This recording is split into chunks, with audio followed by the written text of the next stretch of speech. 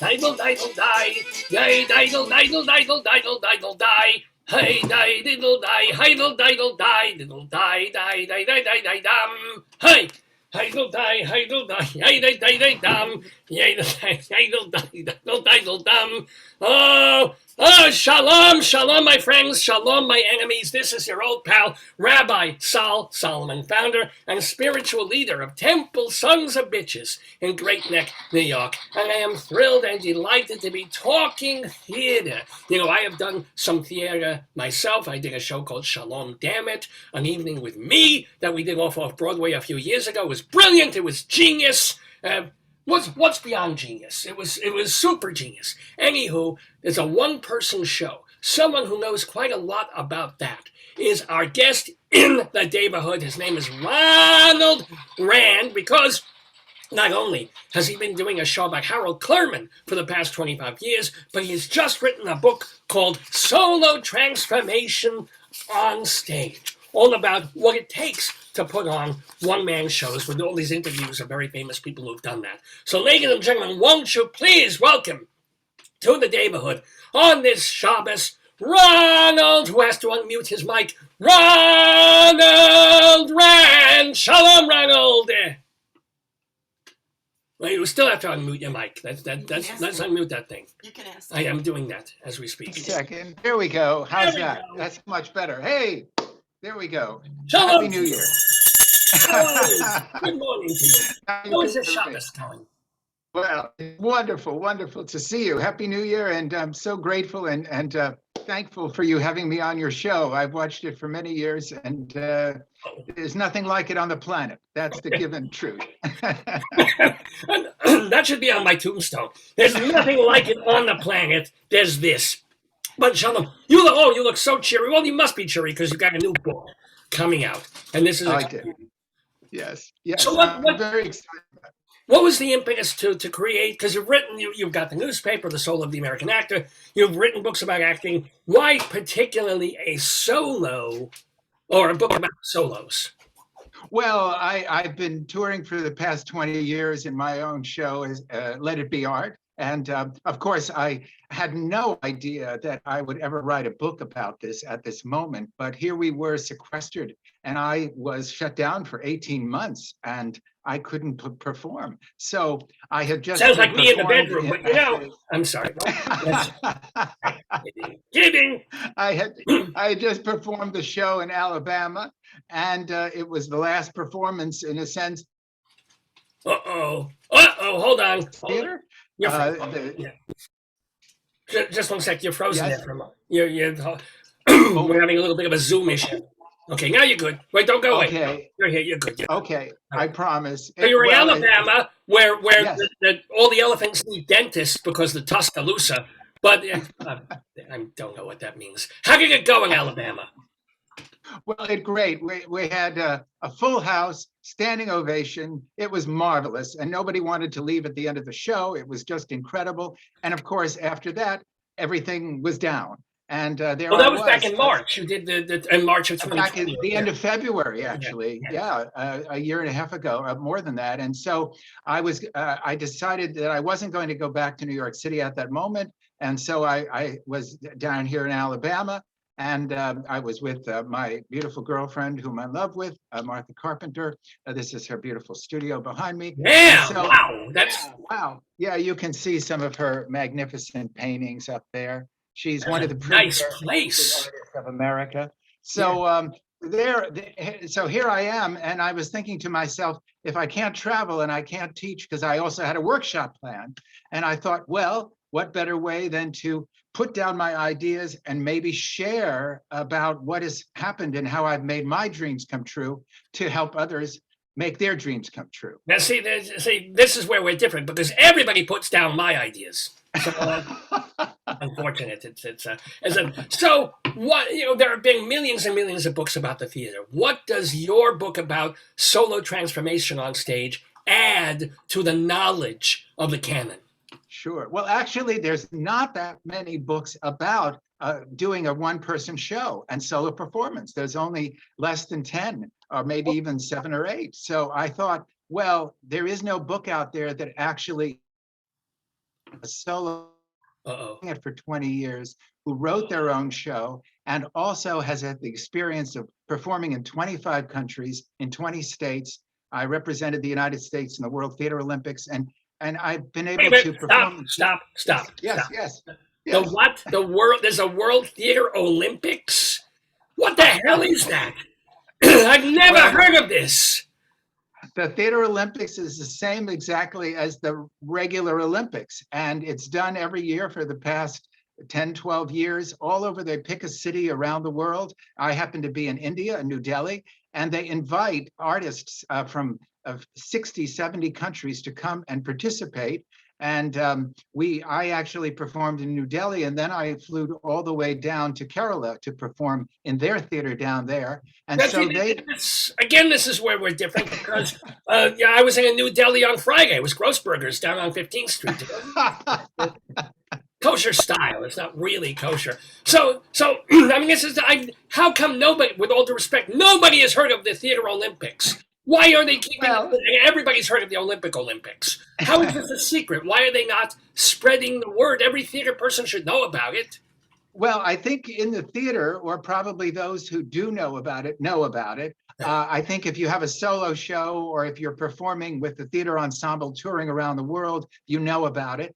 If you're surfing the internet, it's on Facebook and it's put out there. But it hasn't gotten the same kind of press that, of course, the Olympics have gotten. No, not even the Winter Olympics, which suck.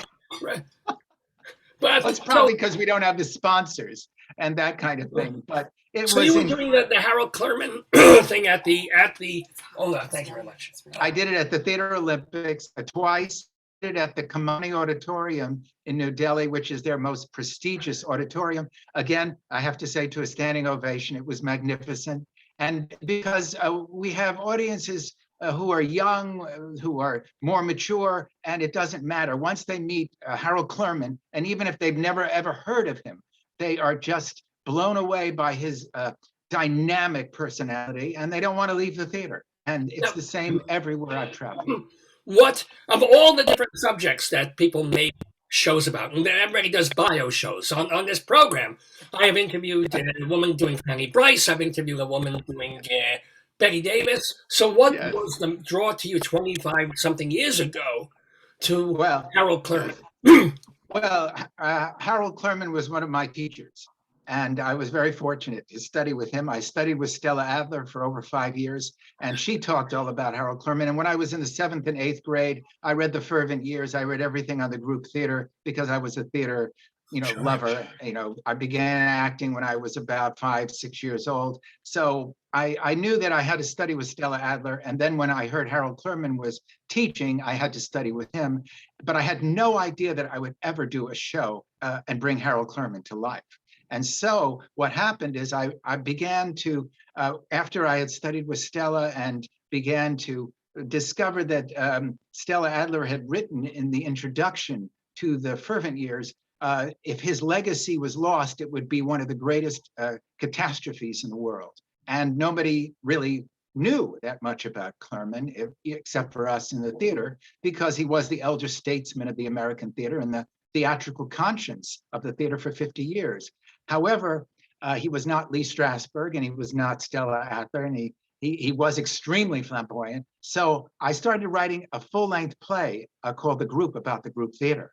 And I did that for 15 years at many theaters off Broadway, at the Actors Studio, at the York Theater, at the Stella Adler Theater, at the Harold Clurman Theater. And then I really realized that the only way to actually meet Harold, and I was embodying Harold in the full-length play, was to, in a sense, create a solo show, but I did not write it. I asked Harold, what do you want to say? And I listened, and he told me what he wanted to say to us. Wow. And that's So he gave you a blessing. I mean, he was alive when you started working on the play about him, featuring him, and he said, go ahead. But he wasn't alive. He had died in 1980. So I had to invite him to come and to listen. And that's, in a sense, how a lot of my work has been written. It's the same thing with my full-length movie. I wrote the screenplay, the first film ever about the group theater, called Group Paradise. I've just finished a new opera. Well, actually, we've been working on it for 10 years, and it feels like we just finished it. And the same thing, I listened in my dreams while I was sleeping, and Henrik Ibsen came through and I wrote it down in the dark. And that's how a lot of these works have been written. And that's how. You're losing. I mean, I have to say. I mean, I talk to God all the time. He does not talk back.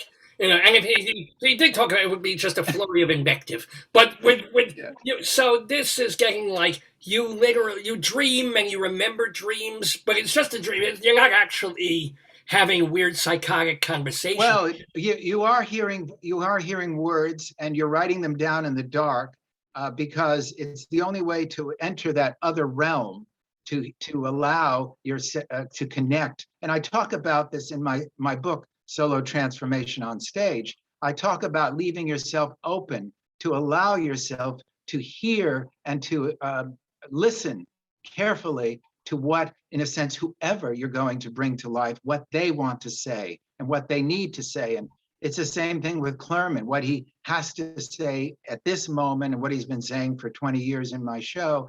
But when Ibsen came, why did he come? He has something to say to us. And that's why what he says in the opera, and it is the first opera ever written about Ibsen. And I've been working on it for 10 years with a composer, Hartmut von Leers, and he's in India and I'm in America. And so we've been going back and forth, but it's almost complete. But it's the same way. Whatever you work on, you leave yourself open. And it's what happens in my transformation. And I can talk more about that. Well, are there exercises you can do? Because I am one of the most tight-assed, closed-off personalities you're ever going to meet anywhere. I don't know about anybody's ideas but my own. What would be ways that I could open myself? So let's say I wanted to do a play about Rebbe Schneerson, which yes. I've gotten 3 pages in. I crumpled them up. There's a great sex scene, but it's not appropriate. So how would let's say I really wanted to commune with the late, great Rebbe. How would I bring myself to dream about him or to reach him? Well, the first thing, of course, is you naturally, since he's a real person, you have to do an enormous amount of research about his life. And if there are video clips, you have to watch him and begin to understand how he moves and how he connects to the earth and how he listens and how he speaks and all of the different physicalities that who he was. And then you've got to begin to explore his writings and begin to get inside how he began to express himself as a human being. Because one of the things that I also talk about in Solo Transformation on Stage is you're not playing a character, you're embodying a human being. And in my book, I also share and go in depth in this chart. And if you can see it, it's the actual Stanislavski chart that Stanislavski wrote himself and gave to Stella Adler. And it's in my book, and it's a step-by-step guide about how you begin to explore the way to create a human being and not just play a character. And that way you're not separated. So as you're working on this and you begin to explore his writings and see how he's listening to God and to people around him, then you begin to allow that to enter you physically. And that's the first way. How does he move? What is different between you and him? And then the next step, of course, is yes, in your dreams, and you will dream about him. What comes, you see, and then in the darkness. Not me. I'm not that type. But there's anything. Just teasing there. Let me ask you something though. This is interesting. Let's say you have a couple of actors who are going up for the role of Roy Cohn in Angels of America, right? Oh, sure. So Roy Cohn, a real person, a real whatever. But some people will say, let's say there's 5 different actors up for the role, and some of them actually look and almost Rich Little embody physically and they can impersonate, versus someone who can play Roy Cohn, looks nothing like Roy Cohn, but is emotionally right for the role. Is one preferable to the other, or what? Well, just like I saw the original production and the fabulous actor who played him, and I've seen several productions over the years. Yes, if you're going to embody a person who people know about, there should be aspects of yourself that will familiarize them with who that person is. It's just like a Nicole Kidman bringing Lucille Ball alive. Look at what she had to do to transform herself to become Lucy.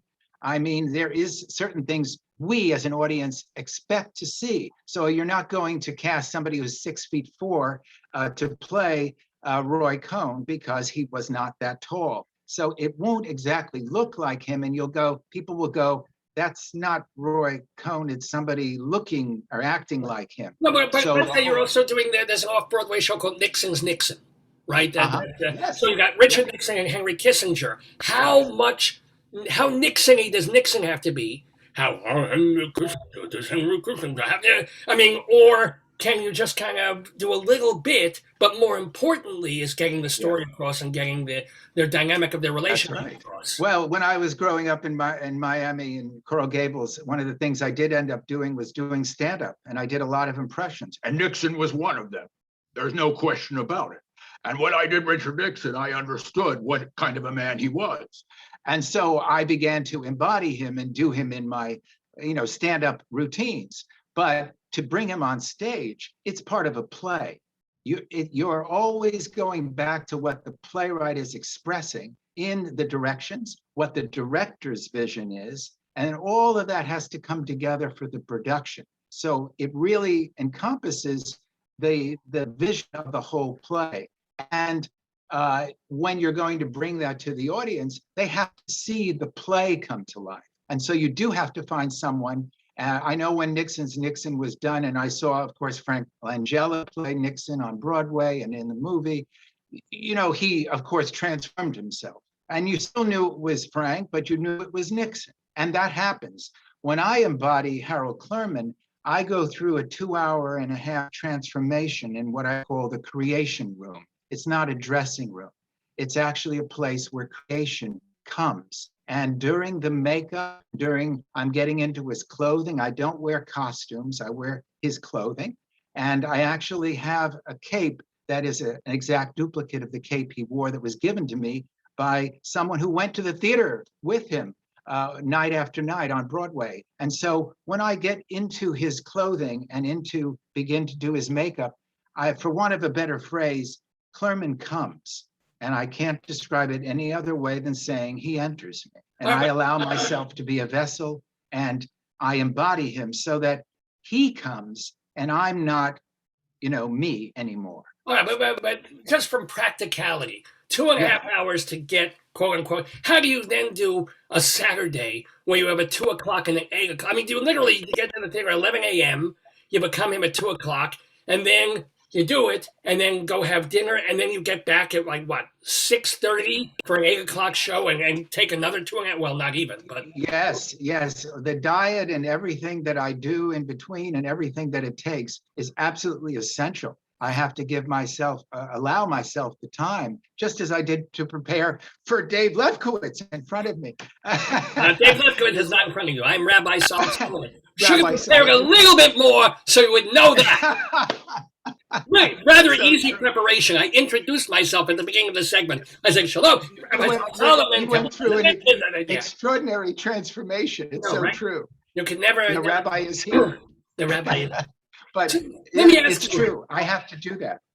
I do have to do that because essentially that's the only way that I allow him. And it's the same way whether I'm playing Captain Keller in The Miracle Worker, I'm doing the stage manager in Our Town. I have to allow myself to enter the world of the play. I have to allow myself the time to enter the world of this human being and who they are, where they live. And it's totally different than me. And, I don't want to be an actor who plays aspects of myself acting like some character. I want to bring that human being alive because just like the rabbi has to live where he lives, I have to live where I live. Yeah. So, but also, then let me ask you in terms of, since I happen to be Jewish, and I'm guessing that you are not. You do not look it, and you do not. But I've had a Jewish background. You do? Oh, man, tell me. Well, I've been a believer in many, many faiths over the years, but I was raised that way. And over the years, because I have traveled to so many countries and spent so much time in temples and mosques and so many different religious institutions, that I feel now that I'm more spiritually connected to everyone that way. But yes, it is part of my upbringing. And so it does add to who I am as a human being, but spiritually, I've discovered that becoming a cultural ambassador to the world, I feel incredibly connected when I'm in a mosque or in a Hindu temple or in a church. And there's something that just comes alive for me, and I can't describe it. You've been doing this for many years now, being the cultural goodwill. Is it a United Nations thing, or is it just who? No, it's a cultural theater ambassador because I received, in a sense, that way in which to call myself at the very, very beginning when I went on the road with my show to Tbilisi, Georgia. The festival director said, "You're really a goodwill cultural ambassador." I said, "I guess I am." And I guess in a sense, you just took that. And by the way, that mantle has sort of been passed to me. In a sense, I've also discovered that John Gielgud and Laurence Olivier and many others traveled around the world, as many do, being goodwill cultural ambassadors, being a bridge of mutual understanding between peoples through the theater and through art. And that's what I, in a sense, have become. Now, we're talking with Ronald Rand, the author of Solo Transformation on Stage, also the publisher of the Soul of the American Actor newspaper, who's saying that he has spent all these years not just bringing Harold Clurman to off-Broadway theaters and the festivals, but literally going everywhere. Tell us some funny or scary or amazing stories in one of these 22 countries. It could be India, it could be Georgia, which is not that far from Atlanta, really. I mean, you can walk it. But no, but what are some amazing like nights or afternoons that you've had in another country where it's like, what a story? Well, I mean, one time I was performing in the Palace Al Makzan in Tangier. I was in the marble courtyard, which is a museum now, but it was the original palace back in the 15th, 16th century of those who had, rulers of Morocco. And during the performance, because it's right near the Mediterranean Sea, seagulls came down and landed on the chairs and were flying inside Harold's apartment during the performance. Now, I can't say that happens too regularly, but it happened during that show. It's a shame you weren't performing the seagull. That would be a perfect thing. It would have been perfect for Chekhov. Exactly. Minga says, "I am a seagull." No, that's a seagull right there. What the hell's wrong with you? Exactly. Another time I was preparing a show in Nepal, in Kathmandu, and I was in my creation room, and Harold Clurman, of course, always has to leave from the creation room, and in my imagination, he's going to his apartment, and of course, he arrives in his apartment, but in between that, he had to actually travel across a balcony outside the theater to come into the theater, and on my way, as Clurman was walking inside, I could see 150 miles away, the top of the Himalayan mountains in the distance. Now, that's not a sight you see every day when you're about to go on stage. So it's just amazing, being in these extraordinary places. I've been in Turkey and in many countries where you hear, of course, the call to prayers as you're preparing. And that is not something usually here in America. Well, did you encounter, depending on who our president was at the time, any kind of anti-Western or anti-Semitic or anti-whatever sentiment, or because you were a goodwill ambassador and just bringing a show, everything was sweetness and light? I have never, ever encountered anything. I've been very blessed for 20 years in 25 countries, always being surrounded by beautiful people. I can't describe it any other way. I also wear, you might say this, this is the rare stone of New Zealand. And I wear stone like that. It's painful. And I wear this everywhere I travel. It was gifted to me by a shaman, Marilis Tranto, and it has enormous protection. The Maori warriors had actually crafted these for thousands of years for their chiefs. And if anyone else wore them, that was the end of you. But for the last 20, 30 years, the Maoris have allowed us to wear them. And it brings me enormous protection as I travel. And that's the way I think. And people that I've come in contact with have always been giving and loving and caring. And that's the way it's always been, because that's why I go. You know, it's to share love. Well, speaking of being protected, if you will, what now that everybody thought we were coming out of the pandemic, and people thought, oh, I'm going to do a show here, I'm going to get a plane there, I'm going to book a theater for a week here. Have you sort of stalled on? I mean, what are you doing in 2022? Well, I actually just did a show a couple of months ago in Athens, Greece. I traveled there, and it was quite an experience on the plane and getting all the tests and everything done.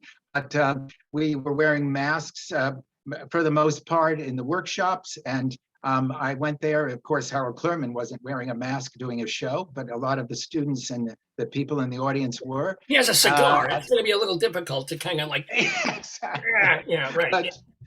But at the International Festival of Making Theater of Dakamos, who put it together, invited us to come. And I said, yes, I have to do it even in the middle of this. And now I've been invited to Iceland to do my show.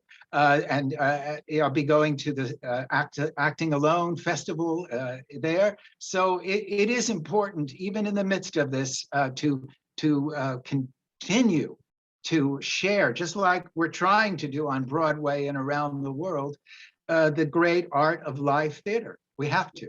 Well, let me ask you, because there's a totally self-interested, selfish question. How do you get these? But because I would love to bring my show, The Great Shalom, to all these different places. I would love to go to Iceland. Maybe not so much some of these Arab countries, but certainly Iceland, certainly Poland. You know, how do you get bookings to be invited even to come to a festival in the middle of Reykjavik or wherever? Yeah. Do you have an agent? Are you just filling out forms? Are you getting emails out of the blue? Or if Iceland, I just leave myself open and it comes. No, I'm kidding. Yeah.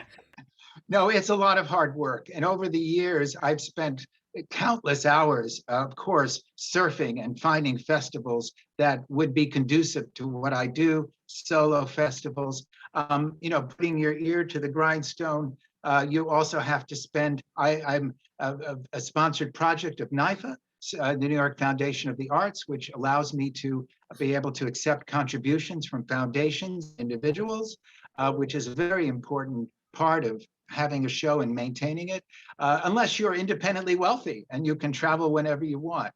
But still, you have to have a venue. So I've traveled to 20 states, to many theaters, to over 40 universities and colleges with my show and doing the workshop, because I find that there's an enormous need out there because of the ideas that Harold Clurman expresses. One of the great things that happens during the play is that Clurman tells us, and he says it in an incredible dynamic way, you have to live life to the fullest.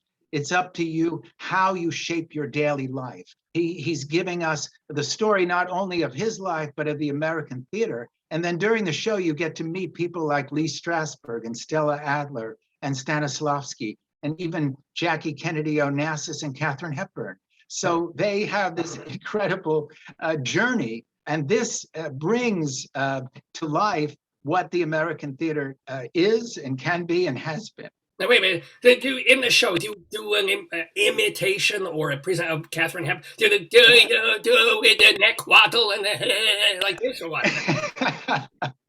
Well, Clurman is so expressive that he enjoys doing the voices, but because I have that talent, I have embodied them to such a degree that when he talks about them and in a sense does them, you get to meet actually Katharine Hepburn in the way she talks, of course, and you get to meet Jackie Kennedy Onassis. And so it does happen during the show, but because it takes me 2.5 hours to embody Clurman, I just can't start acting like Clurman, you see right now. It's a different thing. I can imitate, and I do an enormous amount of imitations, but that's not the same thing as embodying and bringing to life. And that's what solo transformation on stage. My Now, book but is. you know what my next question is going to be. Give me one or two of your very best. We've seen that. Come on, you were a comedian. You know what to do. Give us like one. Well, Like as an actor, it's been one of my blessings because I grew up watching, and I got to see David Fry and Frank Gorshin and Rich Little do their shows. So they were my idols, of course. So I thought that in a sense, when I ended up, doing several seasons in Saturday Night Live, I was one of those actors in the back who would run off and do skits with all of those different people. And I did that for about 10 years, working with Dana Carvey and Will Ferrell and Billy Crystal and all of those people. So it sort of led to that. But well, you see, one of the people that I love to do, of course, is my dear friend. Fitzgerald. No, wait, no. Exactly. You hit it on the nose, Rabbi. You're an amazing rabbi. I've got to tell you that. So of course I've been Jimmy doing Jimmy for many years, and of course doing Nixon has been one of my. It's very important that we never forget how important my administration was in opening China. Never forget that. China, the wrestler, or China, the actual. So doing these kind of people sort of led to deciding, in a sense, how I would bring those people alive through Clurman in my show. So when you do meet Strasberg or you do meet Alfred Stieglitz, you're meeting them, in a sense, through Clurman. Right. So that's what happens.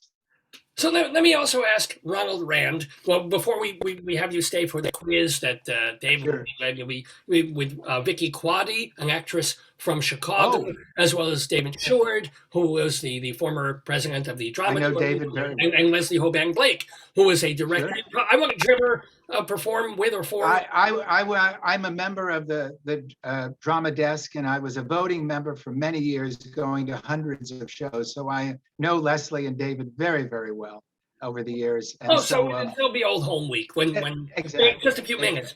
So, but you started also that newspaper, the Solar, and is it still a hard copy, or have you just enough?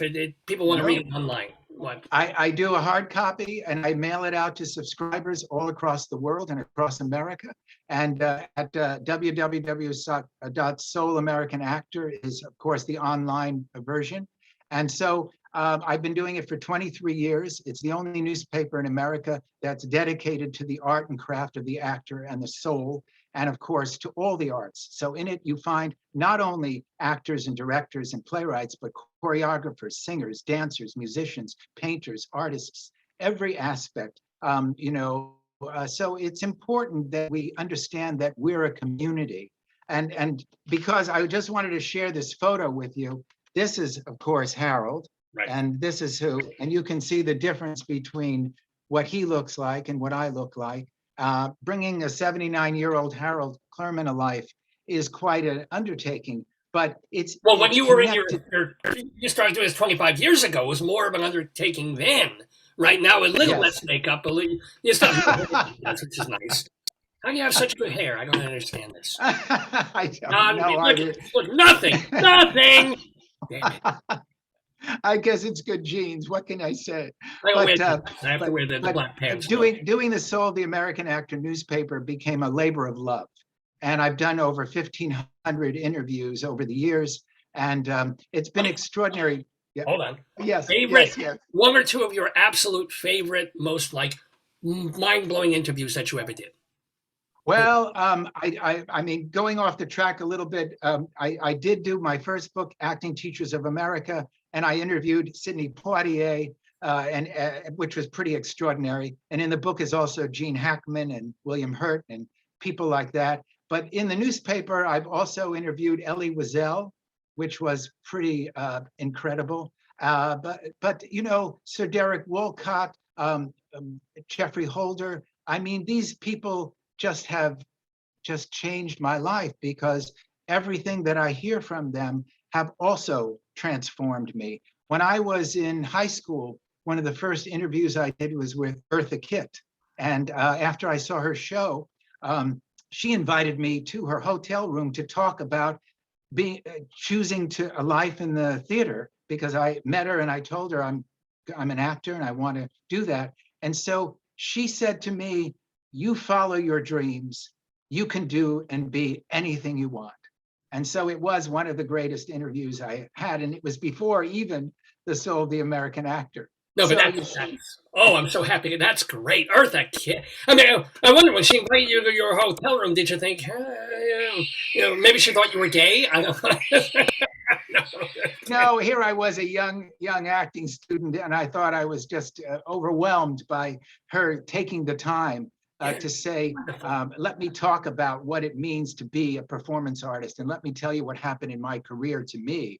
And so she told me all about the adversity she went through for an hour, and said, if you're going to go to New York, you have to have a great acting teacher. And I said, I'm going to be going to study with Stella. And she said, that's it, you're on the way. And it was being with Stella Adler and being with Harold Clurman, and then I studied with Grotowski and being. Oh my God! Wait, all right. Now I've read about Grotowski. Don't ask me. Well, Polish people. So I mean, this was not typical American method. Like, think about this and remember something from your childhood. This is like make believe you're a grape hanging from something and clawing and what the hell? What was working with Grotowski like? Well, Grotowski was not hanging from the ceiling as a grape, but it was close. But one of the things when I was studying with him at Columbia University, one of the times when we were physically doing the work, he had me imagine what it was like being on the planet Earth and feeling the molting, burning heat in the center of the Earth. And I had to allow myself to reach down through all of the molten lava and everything and allow that heat to come up. And I actually could feel the heat in my body. So in a sense— Ronald, I get that from my prostate every day. But Grotowski was connecting us to the world around us, to really seeing, not only looking at the river or at a tree, but actually letting yourself merge with nature and allow it to merge with you. And what happens is it really is opening yourself up to the other realms that surround us and hearing not only the bird in the tree, but what is the bird doing to you? And how is the bird tapping on my head, if you know me? Well, that could happen too. But that was one of the great things. I mean, Grotowski could also be very funny too. One time, Andre Gregory, who I had interviewed, and we spent actually almost my dinner with Andre, it turned into a 4-hour interview together. He said to me, I was walking with Grotowski once, and of course, Grotowski always wore a black tie and black coat and white shirt. Someone said to Andre, is he a rabbi? Is he a priest? And Grotowski, when he found out what they said to Andre, I hope you said yes. So he had a great sense of humor too. Oh, this is and it's so weird that you mentioned, because just this week they announced they're doing a 40th or a 50th anniversary screening of My Dinner with Andre, with Andre Gregory going to be there signing a book or something. We're hoping to get him on this program. I would cross my fingers, but I'm Jewish. We don't do that. Yeah. But I have one last question, because then I've got to bring Dave in, and he's going to bring in Vicky Quaddy and go. Oh. But I can't. Okay. So of all the things of the theater that you have seen, that is not you, but when you went to the theater, what was the most extraordinary performance that you ever witnessed? Well, there is not, I can say one, but I can point to some, and I talk about that in my book, Solo Transformation on Stage. I have a chapter called Performers in Depth, when you go into seeing some of the great performers. And I didn't, of course, see Paul Robeson or Ira Aldridge or people like that, but I did see James Earl Jones, of course, doing Paul Robeson, and I did get to see Christopher Plummer doing Iago. And when you witness that kind of transformative work, your life is changed forever. Ariane Manushkin, when she came over to doing with her incredible group of actors, there's something that happens to you that you become a different human being. And that's the magic of theater. I've been very grateful to witness recently, great performers like Felicia Rashad doing August Wilson. I mean, you really walk out of the theater a changed human being. And that's what I'm so grateful for. And of course, being able to transform myself into Harold Clurman, it's part of that all the time. Well, I hope you never change, because you're absolutely delightful and so much fun to talk to and so informative and so good at what you do. So, ladies and gentlemen, everybody, you're going to want to first get a copy of the book Solo Transformation on Stage. It's by Ronald Rand. Who's the publisher on this? Sunbury Press. It just came out. It's right at their website, Sunbury Press. And what is your website? So if people want to get subscribed to Soul of the American Actor, how can they SoulAmericanActor.com, LetItBeArt.com, and now I'm working on a new website which will come out in a month, RonaldRand.com. But I also came out with a second book, which was Create, and that's at createthebook.com, which has 130 interviews with some of the most extraordinary human beings and artists on the planet. So it continues. It always continues. It should always continue for you, Ronald Rand, and you are going to continue on this program. I am going to Alaska away, but I wish you a wonderful Shabbos, since it turns out you were raised Jewish. Yay! Another one we're proud of, thank God. And ladies and gentlemen, but what a joy to meet you. Please stick around. I'm going to play some Jewy sort of music while Dave, the producer, the host of this program, comes to do the quiz. Thank you again so much, Ronald Rand. Thank you so much.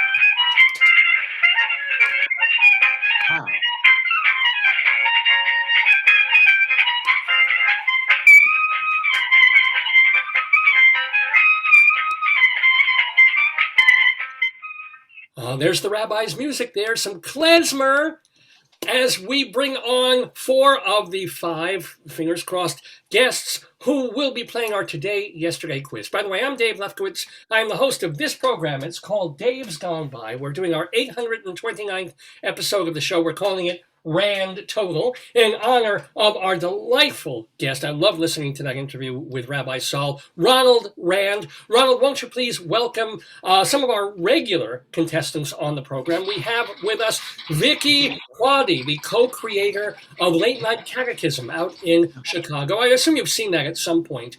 Yes. Yeah. Well, here she is, Vicky Quaddy. Well, hello, Vicky. So nice to meet you in person, even if it's through Zoom. You look great. Vicky, unmute. You need to push your mic on. And also we have David Stewart. Hello, Vicky. And David Stewart is the former head of the drama desk. He's also the former managing editor of Backstage. But more importantly, he is a theater critic and writer, so you can read his blog, The David Desk, as well as his theater reviews in theaterlife.com and culturaldaily.com. Welcome, all of you. How are you guys all to this? Yeah, good morning. Good morning. Great. Good morning. Excuse me just 1 second. Oh, well, there he goes. So, Vicky, how was your He's done. riding a rabbit? What the hell are you doing? I know. That's my camera. Anyway, what was your question? Well, no, how was your week? How are you doing? How was theater? Oh, it's just crazy. I mean, it's just getting ready for everything. I invited a bunch of my family to come for Christmas Eve, and we have shows at the theater that we're still doing, and and it's busy. When is Christmas Bingo? Did that start, Christmas Bingo, or is that starting next week or what? Christmas Bingo started. It always starts the weekend after Thanksgiving, and it runs to the end of the year. So it goes about 6 weeks. And it's in repetory with Late Night Catechism. Late Night Catechism, right? Cool. And are you still getting audiences, or is Omicron kind of? We're still getting audiences. Pre-pandemic, we would have sold out. I mean, truthfully, we generally sold out of the shows because it's the holidays and that's the big time, and people love to go out. And And now I think we're getting, I would say, half a house, half to a little bit more, like maybe 60%. But still worth We're still working. Worth doing, not what it was, but it's, You're lucky you're open. I mean, you heard about the Rockettes in New York. That's canceled for a week. And all these Broadway shows taking some of them the weekend off this week just because one person, coughs and they got to do it. So, well, it's not just one person coughing. With Omicron or with Delta. Yeah, well, they're getting a positive test. Yeah.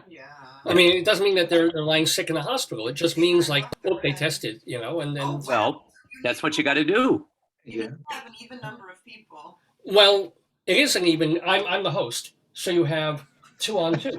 Wait, here comes Leslie. Here comes Leslie. I said last night. And she was here for a second. Leslie left. Well, no, she's wait. I still see her. I see her little box. That's more than you need to know. I didn't say anything. There's a little cube then. Yeah, I see her name. Well, so she'll materialize in a moment and be embodied. Yes. God willing. The spirit is coming to her. I was listening to the interview with Rabbi Sol. She's communing, she's dreaming of us, and eventually the spirit of Dave's Gone By and the Today Yesterday quiz will come to Leslie Hoban Blake as she joins us. You know what? While we're here, let me give you all the rules. And it's going to be a little bit different than your hello, Leslie Hoban Blake. And remember to unmute. Yes, she did. Hello. How you I doing? couldn't because you had that. Never mind. It doesn't matter. Hello. Hello. Hi. Hello, Ron. Hi there. Hi there, How are Leslie. you? Great to see you. Merry holidays and Happy New Year. Merry holidays to you too. Look at the present I have for David Stewart. Oh, Look at that. Oh, If you have a great. halo around you, it's exciting. Remember Now that? that was from, when was that taken? It may have been. It's either Drama Desk or Atka. Might have been Atka. One of those luncheons we had. Very, very long ago. It doesn't have a date on it. Sorry. No. I love that. I love seeing that kind of thing. So Great to see. here's the deal. Our rules, I'm sort of half making up the rules as we go along today. We're going to see how it goes, just because we're doing it a little differently. We're going to do teams. We've never done this before, because we were expecting to have only 3, but we got 4, which is magical. Not really. It's just a number. What good? Desk awards? David. Oh, what? Oh, tell us, David Stewart. Is that him? The David Desk Yes. Awards? You're doing awards for the year? Oh, I or saw what? an old one. I never saw that before. Oh, well, at the end of the season, I don't do them at the end of the year. I do them at the end of the season. I do the David Desk Awards, where it's like, the Tonys and the Drama Are they Desk. televised? No. You just give out is it like real or the raspberries, or like you make up? No, categories there? I just list what I consider to be the top, amazing or work during a particular season. And the David, I made a joke one time that we have the Drama Desk, we should have the David Desk because there's so many critics named David. Are there? Well, there's me, there's you, there's David Barber, David Kaufman, David Cody, Yeah. Right. David Finkel. David Right. Finkel, right? And you know what the name David means, don't you? Beloved. Right, it means the beloved. It's so lovely. My son's name is David. I'm in Mosley, yay! Okay, we're already off topic, but this is but Which is how So I'll the do game that. goes, Ron. This is how the game goes. It I goes will. up. I will do them at the end of the season, whenever that is. If there is, David, can you if do it it on ends, Zoom and get people to accept the awards? that would be kind of difficult. But Oh, okay. just for fun on the blog. I think So, it's a great idea. it's an adorable idea. It's a So great idea. here's my idea, though, or no, actually, this was Leslie Hoban Blake's idea, was to do 2 teams, girls against boys. So it's going to be Leslie and Vicky against David Stewart and Ronald Rand. So when we ask a question, it's a trivia But quiz. you can't assume how people identify. It's okay. Okay. Some chromosomes I'm versus not offended. other chromosomes. I'm not offended. I'm so sorry. I'm so old school. What can I tell you? I'm not offended. My David lives in, I don't know, on the metal moon. I don't even know. So here's the deal. I'm going to roll. Leslie and Vicky, can you agree upon Yes, a we can number? agree. Oh, no. Sure. Leslie, you pick the number. Are you sure, dear? Yep. Because you always like low numbers and I like the high numbers. No. So We agree. Okay. You pick. Like, we, numbers, the I- female, I can't even do that. We, You the can. Okay. That's fine. Go ahead. The distaff. putatively female group Yes. Choose the number 6. Okay. Team. Should I call you Team Ville or well, no, that's Vile. Lebe. Team Levi. Vickley. Team How about Vickley? How about Vickley? Vickley. Team Vickley. And what number was it? Was it 2? Did you pick? Six. Six. What the hell? I didn't hear. All right. So and Team. Let's see. Darrow or Roda. Rodav. Rhoda is fine. Randed. Rhoda is fine. Okay. Team Randed. Rhoda. Would you like to guys agree upon a number, please? Ron, I think 3 is a good number. What do you think? I can't disagree. I love 3. Okay, I'm we'll in go love with with 3. 3. We'll go with 3. Now, Ronald, just be careful what you say because everything is a double entendre in this group. Oh, okay. I'll keep it in mind. So here's the deal. All I'm going to do now is roll a die to see which team begins. Well, yes, Liz. I have a question, and it's bothered me since we decided we were doing teams. Yeah. We tend to think out This is loud. our idea. No, that was only so I could be on. Otherwise, I wouldn't have been on. Yeah, right. Ron, we normally think out loud. We tend to be the sort of, well, it can't be that, it must be so and so. We can But still if we're do that. working in teams, how do we do that? Do we You just argue. do our things You argue with together each out other. loud? We just discuss it with each other. Okay, Yeah, because the it'll be shoots could fine. whisper in each other's ear, but we can't do that. No, We you just cannot do that. discuss it with each other. Okay. That's So you fine. still I have got to it. That's fine. decide. We could do it in the Got chat. Right. Got it. We Okay. got it. No, but you also still have to decide what you're comfortable sharing that you might give away to the other team. Right. It's fine. It's fine. Yeah. So Yeah. we're Got it. Just a game. prizes. This doesn't mean anything. It's just a Maybe game, it has to leave David. at noon. That's right. That's why I came almost on time. All right, here we go. I'm going to roll a die. Here's a prize, honey. Hold on. Here's a prize. Oh, all right. And we don't have to roll the die. Yes. Ron, do you understand anything about this? It doesn't matter, Ronald. Well, I- Ron, you said you've seen the I've been program. watching it for years, so yes, I do. Yeah, the roll is just to see who goes first. It just shows that as busy as Ronald Rand is, his Saturday mornings are absolutely dead because he's been watching this. But no, but it's, I rolled a number 4, okay, which is closest to Team, what was it? Team Roda. So, Team Roda, would you discuss amongst yourselves? Would you rather go first or second? You know, it really doesn't. You know, what? Sometimes it's best to go second because then if they miss a question. But you know what? I think it's okay to go first. What do you think, Ron? Okay, I'll follow with that. We'll give it a Okay. whirl. All right. And Leslie, I would like to make a suggestion. When you roll the die, if it's 1, 2, or 3, it goes to the guys, and if it's Right, 4, and 5, and 6, it goes It to goes us. to us. That's Oh, a perfect. That's a Oh, perfect. by the way, there's no need to roll the dice from now Right, on exactly. because if a question is missed, it just goes to the other team. Yeah, there's not even going to be any more die rolling anyway. But I need to know That's who's right. going. Yeah. So He's right. We're setting this up for the future. Okay. Okay. there you go. And I think Roward is a better name for your team. Row what? It's easier to say Roward. Is easier yeah, than that's Roda? right. Ron Than and Rhoda. Ward. Roward. That's much easier than Rhoda. I have this. Oh yeah. Okay. Oh, Sarcasm. fine. And That what was your sarcasm. what was it was Vickley? What Vickley? Vickley. Bickley and Rhoda. Keep it at Rhoda. It's fine. Sounds Let's Greek keep to going. me. Yeah. Come on. Rhoda is 15 cool. minutes into I the love game. Rhoda. Ron Rand, I have a little, I should have brought it to show you. I have a little piece of colored stone like this, like the western sky that you made me years ago. You Yes. still doing that? I'm still painting on stones and barks, and everywhere I travel, I've got a little tiny stone that he gave me once at a Yes. thing. yeah. It just looks like the western sky and the sand and it's really lovely. It's At the end of the game, fascinating. if we can find it, we'd love to see it. If you have it I anywhere. know exactly where it is. I just didn't think to bring it. If you want to, at the end, I'll Yeah, bring at it. the end, if we have time. Thank we'll, you.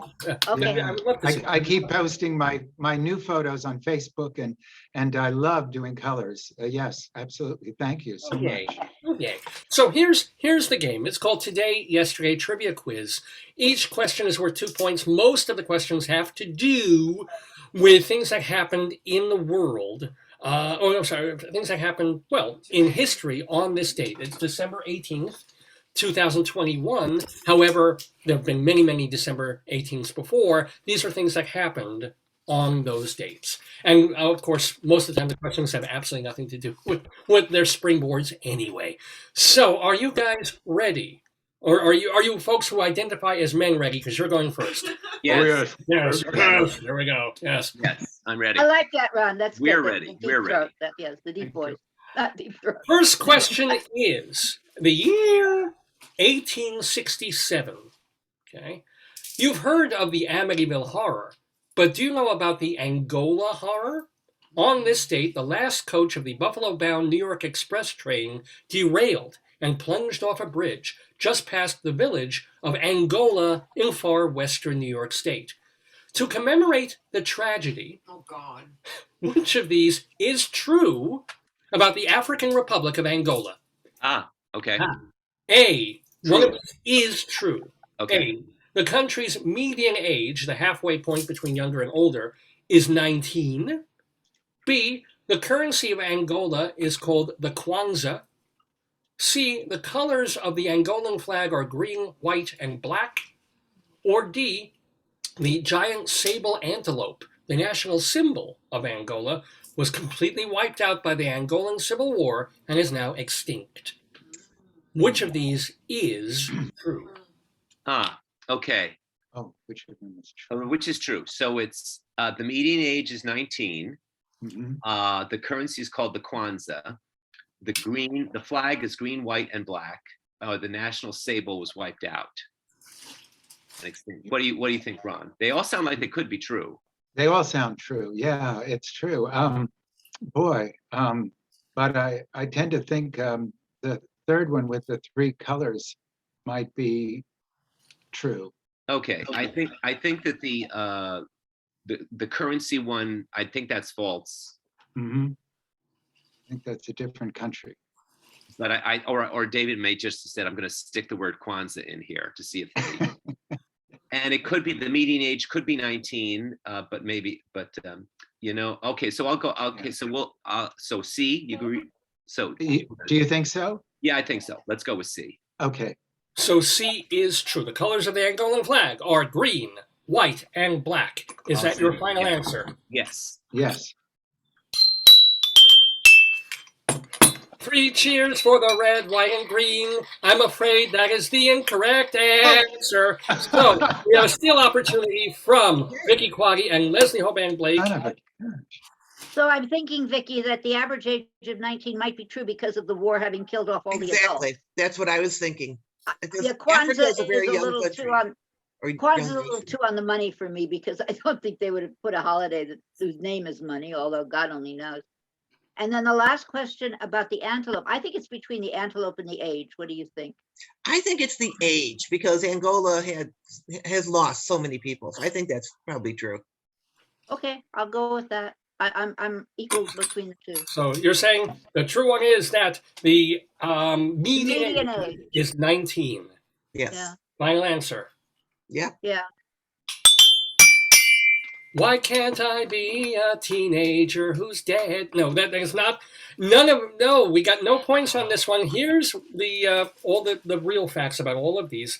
The first of all, the currency of Angola is the Kwanza. It's spelled a little different. It's not. Wow. Yeah, it's KWANZA. What does Kwanzaa mean? I don't even know. I thought it meant peace or it meant like unity. And it's spelled, the holiday spelled differently. It's with maybe. Yeah. Okay. But the other things are, here we go. This is the horrible thing. The median age of Angola is just under 16. I had a feeling it was something like that. Monaco has the oldest median age at 53. Niger is the youngest at 15.4. Well, the median Oh. age means that half the population is above and half is below it. What do So you it think the makes U.S. sense. one is, the median age? It's probably late 30s or 40s. It's I'm a 38. demographer. Yeah, sure. 38. 38. Yeah. Wow. And finally, the flag is similar to the Russian one, but in red, black, and yellow. It's got like a yellow sickle and whatever in the middle. Those are the colors of it. Were they a socialist or communist country? I think they're moving in I that. think they were communist at one point. Yeah. Or were they a colony? Like, I don't remember. Probably colonial. So whatever. the answer is the animal. Well, no. The animal is also untrue. What happened was they The thought. currency is the animal.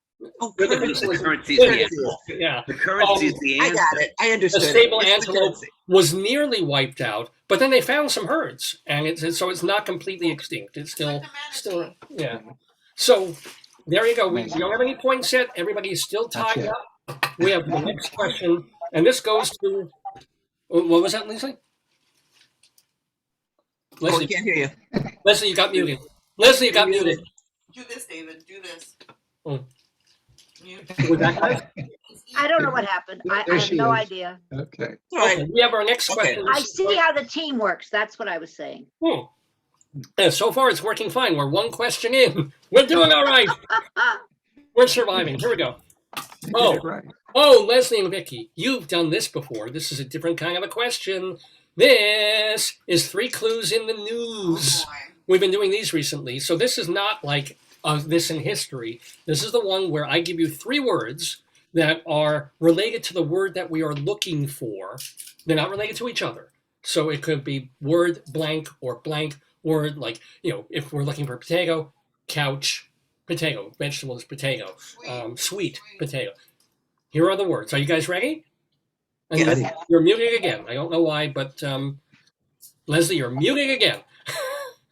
Well, you can still read the question. Yeah, this I can. Here we Invite go. her to unmute. Yeah, wait, I was asking if Ron got it because it was not explained very well. Excuse me, Dave. Ron's been- I'll go along with whatever happens. yeah, well, Okay. this is your question first. I'll re-explain for Ron if it becomes Ron a might thing. Okay, Because he's used Okay. to solo shows. he just looked confused. Go ahead. Here we go. You'll get it, Ron. May I call, by the way, are you Ron or Ronald? How do you- Ronald is fine. Oh, sorry. Okay. 3 clues in the news going to Vicky Rant to you, David. and Leslie. The words are brown, wild, Tim. Tim. David. Tim, like I T-I-M. know the answer. I Oh, know what the is it? answer. What is it? The answer is rice. Is that your? Oh, I'm sorry. Well, you get to confer though. I Vicky, agree. It- She's okay. right. It's final excellent, answer. Leslie. Yes. Yep. And do you understand how this works, Ron? Of how they Getting Brown it rice. slowly. Yeah. A word that's connected to the Right. 3 words that he gives us, whether before or Yes. after. They do Right. this on Jeopardy now. They don't call it whatever Yes. you call it. Really? Oh, I didn't know that. Yeah. Okay. So They call brown it rice. Yeah. Is that correct? Yeah. Yes. I'm sorry. It is brown It has to be rice, correct. wild rice, Tim rice, of course. And And rice. what's the thing in the news? Oh, the author Anne Rice. I don't know. This- Oh, Oh, okay. that's Yeah. right. I totally Vampire. forgot. But yes. Okay. I thought Vicky course. said it. Vicky said Anne Rice, no? Oh, it was Leslie. Leslie called. Oh, it's Leslie. Yay! But I thought So hooray for Team Vicky. They're on. Sometimes it just comes to you, and sometimes it doesn't come at all. So Perfect. Yeah. Well, Team Vicky. Well, I we are just- tied. No, they're not tied. No, you're ahead. No, You're ahead. we're ahead. Oh, we're ahead. Oh, Yes. Yeah. okay. I'll take that. It's good. All right. That's what you said last night. Oh. oh, On to round two. I still have one arm tied to the bedpost. You know, it's like that. I'm sorry. What? I don't. Okay. Anywho, we go back to the guys, if you will, the guys. Oh, For- the guys. yes. Okay, I We're like ready. that. The guys. We're ready. The We're ready. year. Yes. Oh, you guys are gonna love this one. The year was 1892. Debuting tonight at the Mariinsky Theater in St. Petersburg, where I'm sure you've been. Certainly, Ronald, you've been. Of course. Oh, The holiday ballet, The Nutcracker, on a double bill with the Tchaikovsky opera Iolanta, which is false about nuts. A, in Iran, pistachios are nicknamed the smiling nut. oh. B, hazelnuts and filberts are the same nut. C, if you're allergic to Brazil nuts and your partner eats Brazil nuts, don't have sex, you could get an allergic reaction. Or D, arachibutyrophobia is the fear of embarrassment at not being able to crack open a walnut. What was okay? So my phone was ringing. I turned it Okay. off. Can you read the first 2 again? Sure, of course. Wait. Is it what's true or what's What's false? false? Which is false? Which one? Which of the? All of these are true except one. Not true. Is it right? Is it A, in Iran, pistachios are nicknamed the smiling nut. B, hazelnuts and filberts are the same nut. C, if you're allergic to Brazil nuts and your partner has Brazil nuts, don't have sex, you could get an allergic reaction. Or D, arachibutyrophobia is the fear of being embarrassed and not being able to crack open a walnut. Oh, sorry, just a minute. Yeah, sure. Turn this volume down. Somebody's trying to tell us the answer. Yeah. You have to If count only a the friend. number of rings and then, Let me see. So in Iran, there's a nut called the smiling nut. pistachios. Pistachios are called the smiling Pistachios nut. are called the smiling nut. That makes sense. Hazelnuts and filberts are the same thing. If you eat a Brazil nut and you're allergic to them and you have sex with someone who is also allergic to them, they can, If you eat a Brazil nut and you have sex with them, then what happens? They get the allergic reaction. And That's- fear of yeah, embarrassment. that's what happened. There is a phobia about that embarrassment over cracking open a walnut. or being Really? allergic to- yeah. I think Ron, I think it's the last one. I think it's D. What do you think? It sounds very strange. I agree. I mean, it sounds like it's made up, although it's so crazy it could be true. I And think it just goes on and on and on. So I would go with it I too. think hazels and filberts are the same. I think they are the same thing. Yeah, same family. And the Brazil sex nut thing is crazy enough to be true. I've tried the Brazil sex nut thing. It's pretty hot. Yeah, you remember that episode of LA Law, the Venus butternut? Yes. Well, I go Dave, with but it must be very hard to have sex with a Brazil nut. yeah. I'm going to go with D. What do you think, Ron? I'll say D. I think so too. We could try that. Okay. Final answer? Yes. D? Final answer. Yes. Well, you guys cracked this one. Well done. That is, first of all, you got the correct answer, but here's the deal. This is of Team Rhoda. There is such a thing as arachibutyrophobia. What it is, Spiders? the fear of peanut butter sticking to the roof of your mouth. Oh. That is a thing. That's an actual phobia. Well, yeah. I mean, whoever, but there's people who's really afraid of that. That's what that is. So it is nothing to do with cracking walnuts, though. So well done, David Short and Ronald Rand, who have just tied the game. Oh my goodness! Yay. Way. We're back again. No.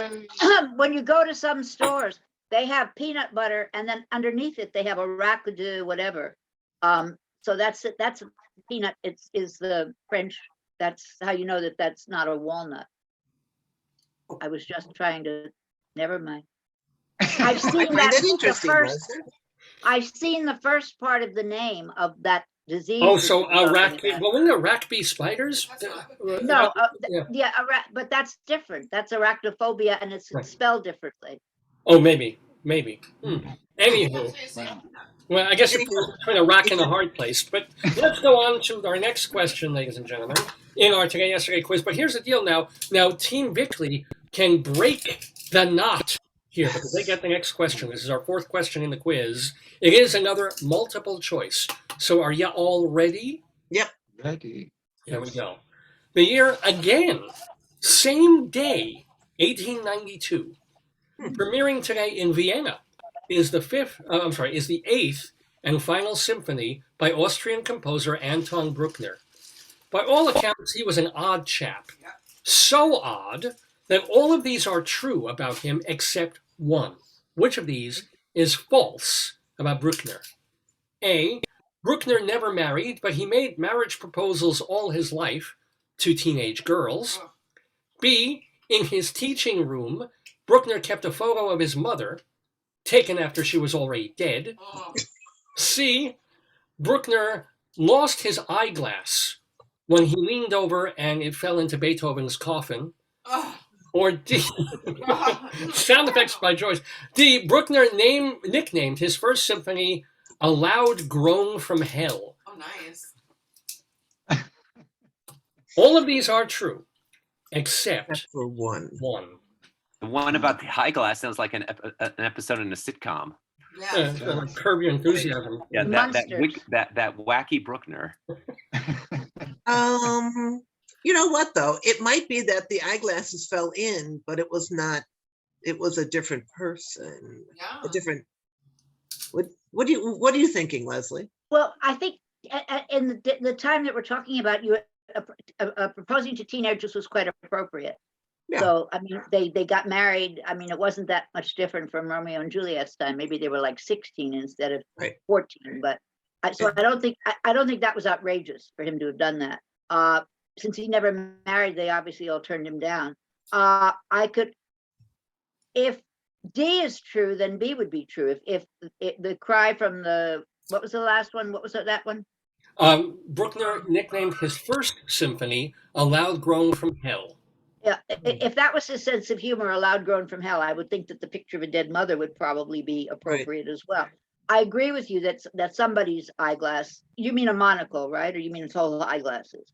I don't recall. Honestly, I don't recall. Okay, You weren't there, in other words. right. I So was let's go like with at the that one. funeral at the same exact time. Yeah. I don't know whether Bruckner and Beethoven were alive at the same time, nor when Beethoven died. I don't know the dates, but I don't think 18. What was it? Well, 98. the year was just the premiere of his Eighth Symphony. It was 1892. Oh, yeah. Yes, but I don't think Beethoven was alive that late. I think he died much earlier in the 1800s, in the 30s, I believe. So I don't think that Bruckner might have been at his. That's what I'm saying. I don't know that it was feasible for him to Well, have been. let's go with that one. Vicky, jump in anytime. You know. No, I think that's the one. I think it's the I eyeglass think it's one. the eyeglasses. That's I what do. you said the first time. Yeah. Okay, I'll go with that. Eyeglasses. Is that your final answer? Yes. Yeah, sure.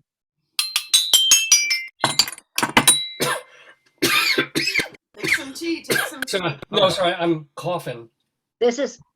I knew that. I knew that was going to be a. You're But such a good actor. no. I needed to make the joke, but that is not the correct answer. Oh, we're wrong. You Oh, are. okay. You're such a good actor. You scared your wife. I do that every day.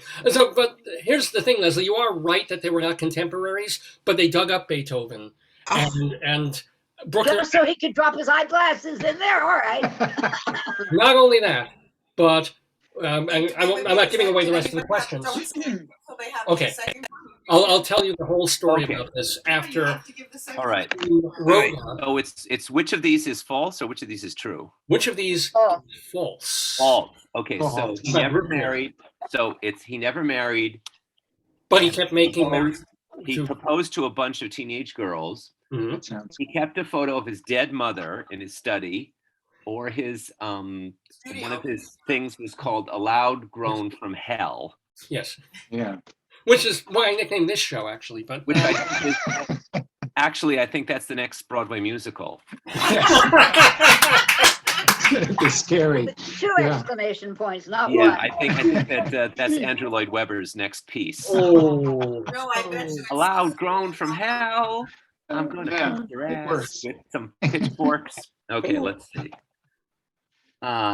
Your cue is dance, fools. Okay, never married, mother dead.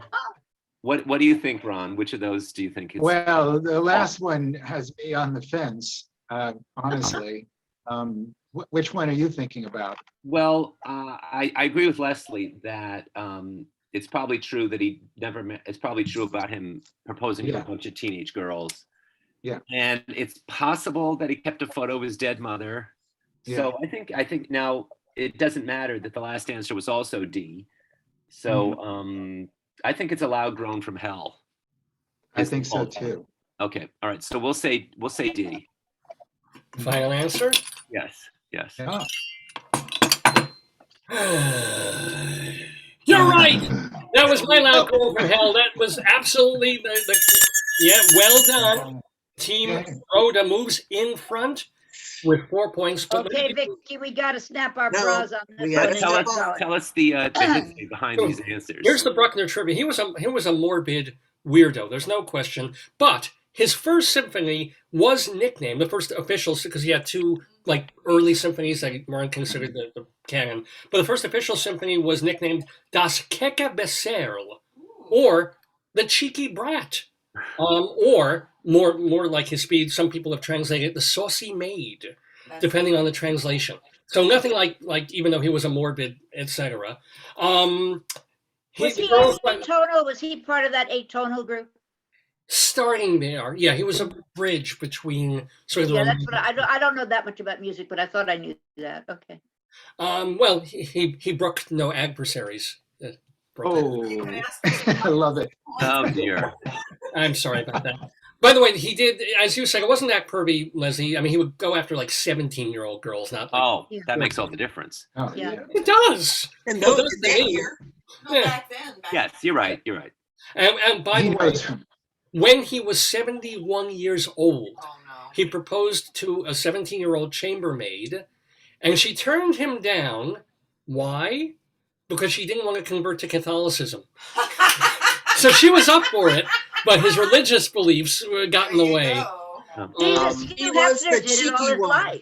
Hey, Well- she probably would have made out pretty well. Yeah, exactly. They Yeah. made out. Yeah. Well, But she wouldn't Hugh have made out Hefner with was him at doing- all, but Hugh Hefner was doing that until he died. yeah, right. Yeah.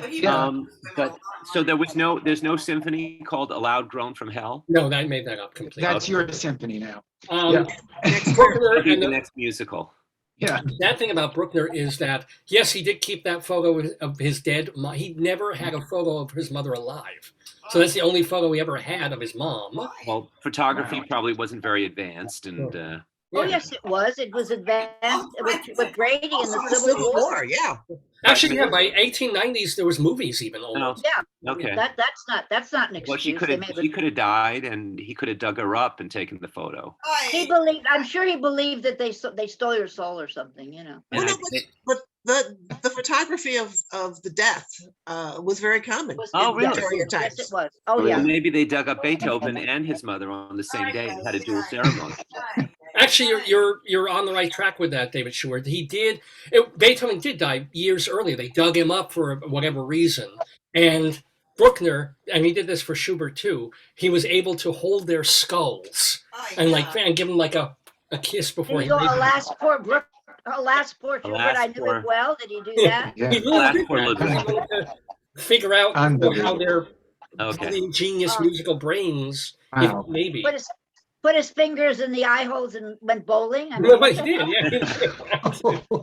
And then he leaned over and the glasses went. So But if Yeah. you took a photo, they could reconstruct. We would know what. Yeah, just like what that. they look Just like that episode of Maude. wait, I missed that. Oh well. No, there was an episode of Maude where a friend of hers was being buried, and she had a pin on that she borrowed from her and never returned. So she went over to the corpse and went, "Oh, Emily, boo!" And then she got the diamond ring or whatever it was off her body. Oh, that's funny. I Oh, my like that. I haven't What a seen Was it? the story. Hello? Anyway, we are in the midst of our today. I missed the joke because you all got frozen.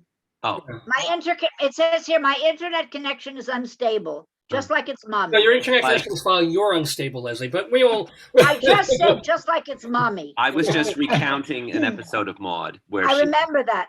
I remember that. I was laughing because I remembered it, but I didn't know if you said anything else. Go Okay. on, David, please. Well, I want to tell everybody how, first of all, what an exciting game we have. It's a 4-2 game with Rhoda in front of Bickley, but only by 2 points. So anything can happen. Right.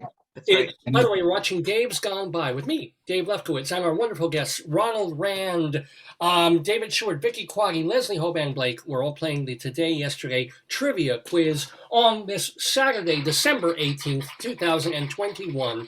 Our 829th episode. We're calling it Rand Total in honor of our very, very special and fun guest in the neighborhood, Ronald. Are you having a good time, Ronald? Say yes, whether it's... I'm having a blast. What couldn't be better? Yay!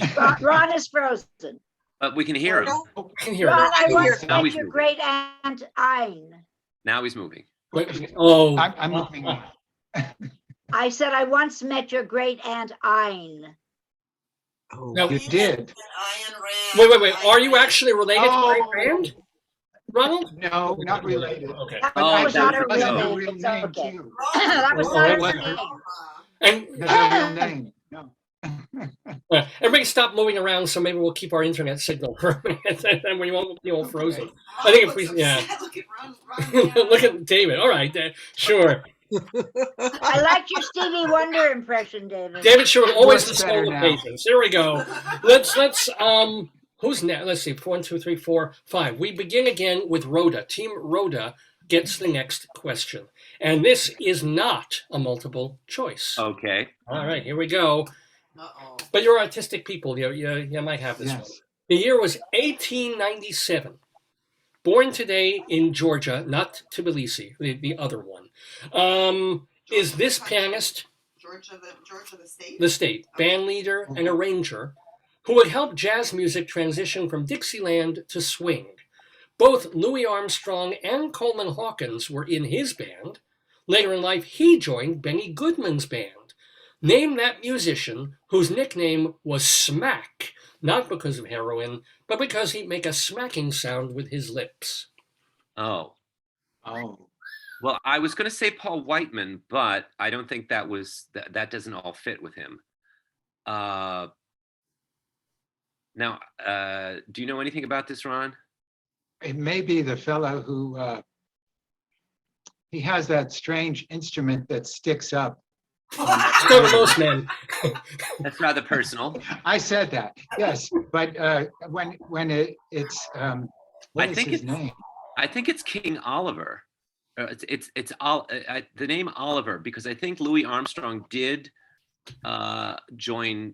That was where he got started. He joined this guy who I think was King Oliver, but I think King Oliver.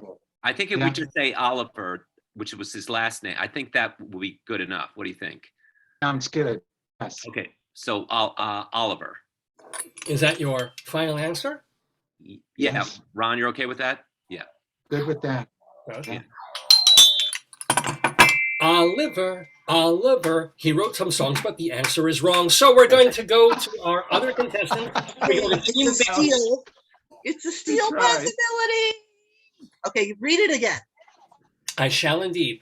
Born on this date in 1897 in Georgia is this pianist, bandleader, and arranger who would help jazz music transition from Dixieland to swing. Both Louis Armstrong and Coleman Hawkins were in his band. Later in life, he joined Benny Goodman's band. Name that musician whose nickname was Smack, not because of heroin, but because he'd make a smacking sound with his lips. When he was playing? I'm just thinking Cab Calloway, but I don't know. And I'm the Oh, Mac you- thing is throwing me. Duke Ellington is right time-wise and what he did and who was in his band and all of those things. Ooh. But then again, I'm thinking, well, jazz was primarily black before it became everybody's. It really was not, it did not belong to everybody. Duke Ellington made that transition to swing and was able to play. I mean, take the A Train as a perfect example of that being a swing song. So What go ahead. what year are we in? Well, the question was what, 18 what? 1897 he was born. He Right. was a jazz musician who made the transition to swing. He had a band of his own that included Coleman Hawkins, and he played with, Uh-oh. now I can't remember the name. Who did he play with? Well, both Louis Armstrong and Coleman Hawkins were in his band. Right. Later in life, he joined Benny Goodman's band. Benny Goodman, right. So that was not, it had to be before 1939 because Goodman was killed in 1939, I believe, in an airplane crash. I'm pretty sure that's when he was killed, wearing a uniform. So if he was born in 1897, he would only have been 40 or 41 years old at that point, right? So I'm going to stick, unless you have a better answer, I'm going to stick with Duke Ellington. Well, If you have what do you think? Well, I only know that Duke Ellington performed in 1974 at my college, and it was his 75th birthday. Well, that makes sense. 1897. That's Well, very close. close. 74. That's within a couple of years. Okay, let's go with Duke Ellington. No, if that's the only, is that the only guess it's because of the year. I would give that a 3-year, Yeah. No, we'll do that. We'll go with Duke Ellington. Lionel, see, the thing is, people being in his band, he had to be famous first. And Duke Ellington was famous, and Louis Armstrong did, if I'm not mistaken, play with I don't remember anything about Coleman Hawkins, I'm sad to say, except I know his music a little bit, but I don't know anything about his background. And Louis Armstrong did not have a band, and Cab Calloway never played with Benny Goodman, because Cab Calloway played the piano. Yeah. I don't believe he played any other instrument. So, Right. well, let's that go means with, he could have, let's go with wait, the Duke. that means he could have smacked his lips, but Duke Ellington also played the piano. So Let's go with it. Let's say the Duke. the Duke, we're gonna go with the Duke. I don't know about the smack, but I'm gonna go with the Duke. Go ahead. Put up your dukes. No, I knocked you out with this question. That is not the correct answer. And listen, no, Benny, I think you're thinking of Harry James, because Benny Goodman lived well into, I mean, it's like 1970s, I think. He was still. Didn't Benny Goodman get, no, I'm not thinking of Harry James. Well, who was the guy with Tommy Dorsey? Somebody died in World War II, but it wasn't one of them. Okay. Goodman was fine. Goodman, Somebody did die, though. yeah. Mhm. I thought it was Benny Goodman. So anyway, what's the answer? The answer is Fletcher Henderson. So nobody was. Okay, right. Oh, Yeah. Okay. It's Glenn Miller. Glenn Miller, thank Glenn you. Miller, thank you. Yes. Thank you. Remember Rock Follies, where they had a song called Glenn Miller is Missing? That was I couldn't remember the name. Yes. So anyway, no points there. The answer, the smack guy, I don't even know Nothing about that. ventured, nothing gained. So Okay. the answer, what was the name again? Fletcher Henderson. That's Really? really. Best known as an arranger mainly, and then he did a lot of arrangements. And He did a lot of movie. Benny Goodman. Who was the guy who He did did like a lot of movie stuff. What? who did Ain't Misbehavin' and all that other stuff? That's Waller. that's Waller. That's Well, I Waller. mean, he did the arrangements. Oh, I don't know. Not sure. And got a Drama Desk Award. Oh. And Ruby he did Blake? the adaptation of Jelly's Last Jam. Was it Luther Henderson? Might have been. Let me. I'm googling as we speak. Yeah. Luther Henderson, who might be related. I'm not sure. He We're did not the allowed to arrangements do that. for Jelly's Last Jam, and he was at the That's Drama right. Desk Awards. That was Luther. I'm going to check and see if he was related to Fletcher. No relation. Okay. But you're thinking of Luther Henderson, a different. Luther Henderson, who did a lot Who of did play Broadway. with Ellington. Yeah. So. He did a lot of Broadway stuff. All right. Thank you. Moving on. We're not. Where's Phil Schaap when you need him? We're just not jazz people. But we move on to our next question, which will go directly to Team Vickley. And by the way, we still have, it's a 4-2 game. I don't know. We got to get this. All right, here we go. You can tie it up with this multiple choice question. This is only the second round, though, right? Right. Well, it's weird rounds now because the rounds are two questions each rather than 3. Oh, So it's okay. here we go. The So year. give us 4 rounds then. So don't Oh. cheat it. Just give us Whatever. 4 rounds. You'll have Let's keep going. 2 extra questions. Where we go. We may have 2 Okay, tiebreakers. Dr. Sue. Let's keep Here we go. going. 1936 was the year, Vickley. Arriving in San Francisco today, Su Lin, the baby panda, and the first live panda to be displayed in the United States.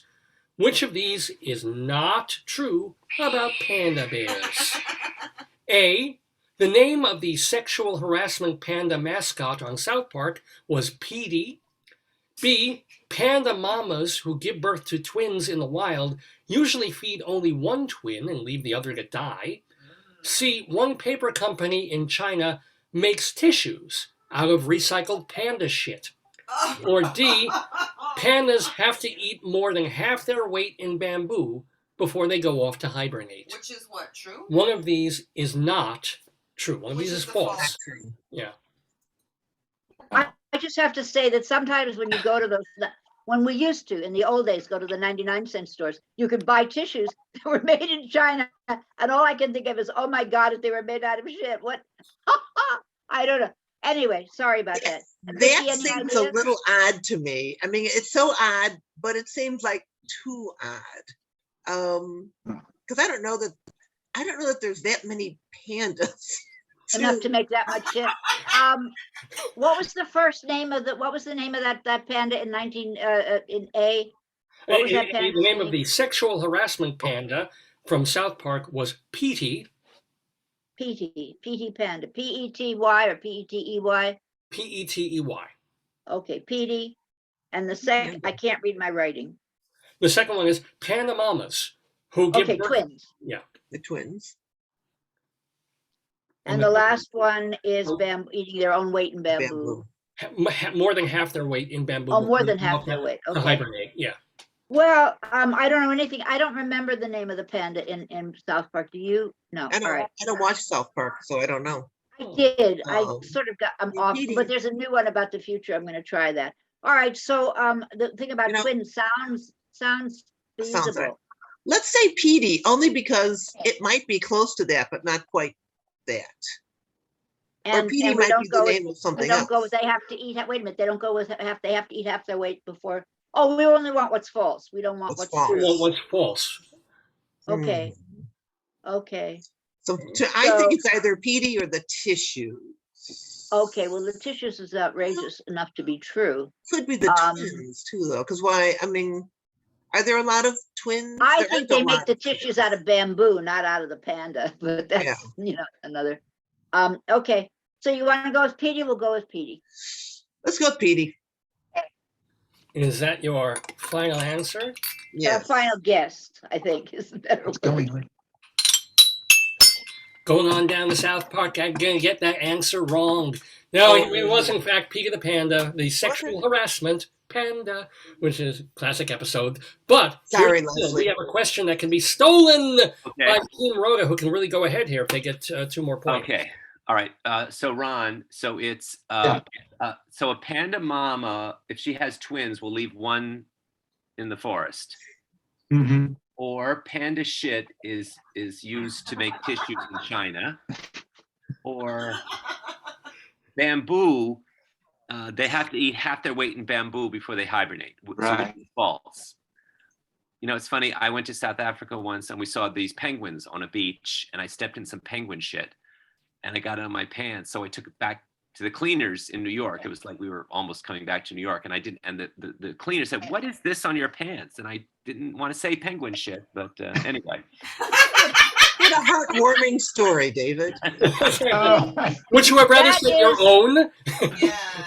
That is the weirdest anecdote I've ever heard. It's the ending For the that holidays. I expected an ending on it. Jesus. Okay.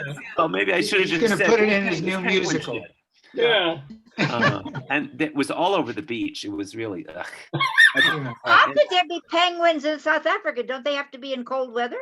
Yeah, regular. Yeah. No, they is. I think they migrate. There's this town where they come and they migrate every year. Whoa. There's There's this whole penguins, I documentary. think, on the Falklands. I mean, there's penguins in Antarctica. There's this whole Absolutely. documentary about it on Netflix. But Okay, anyway, all there right. is. I'm not making that up. There's a documentary about Made it. it up. He made it up.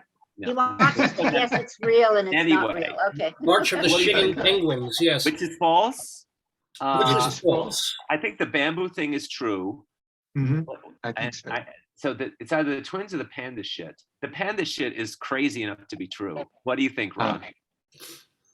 Well, it could possibly be true if there is enough out there to use. Oh, that's true. I mean, is there enough panda shit? I don't know if there's enough pandas. I mean, they're out there, but then I don't know if they really use it that way. So I think it's the panda shit is not true. Yeah, I think so too. I mean, that's the one. Unfortunately, yes. That's the one that stands out. But David may be trying to play with our heads, and we haven't had a C answer yet. We've had a B and 2 Ds. So the panda shit. Ron, are you there? Well, I think he froze. You froze. Give him a minute. Yeah, I'm here. It's good. Okay, Let's do so that. You agree with me about the panda shit, right? I do. Yes. Okay. All right. We'll go with C.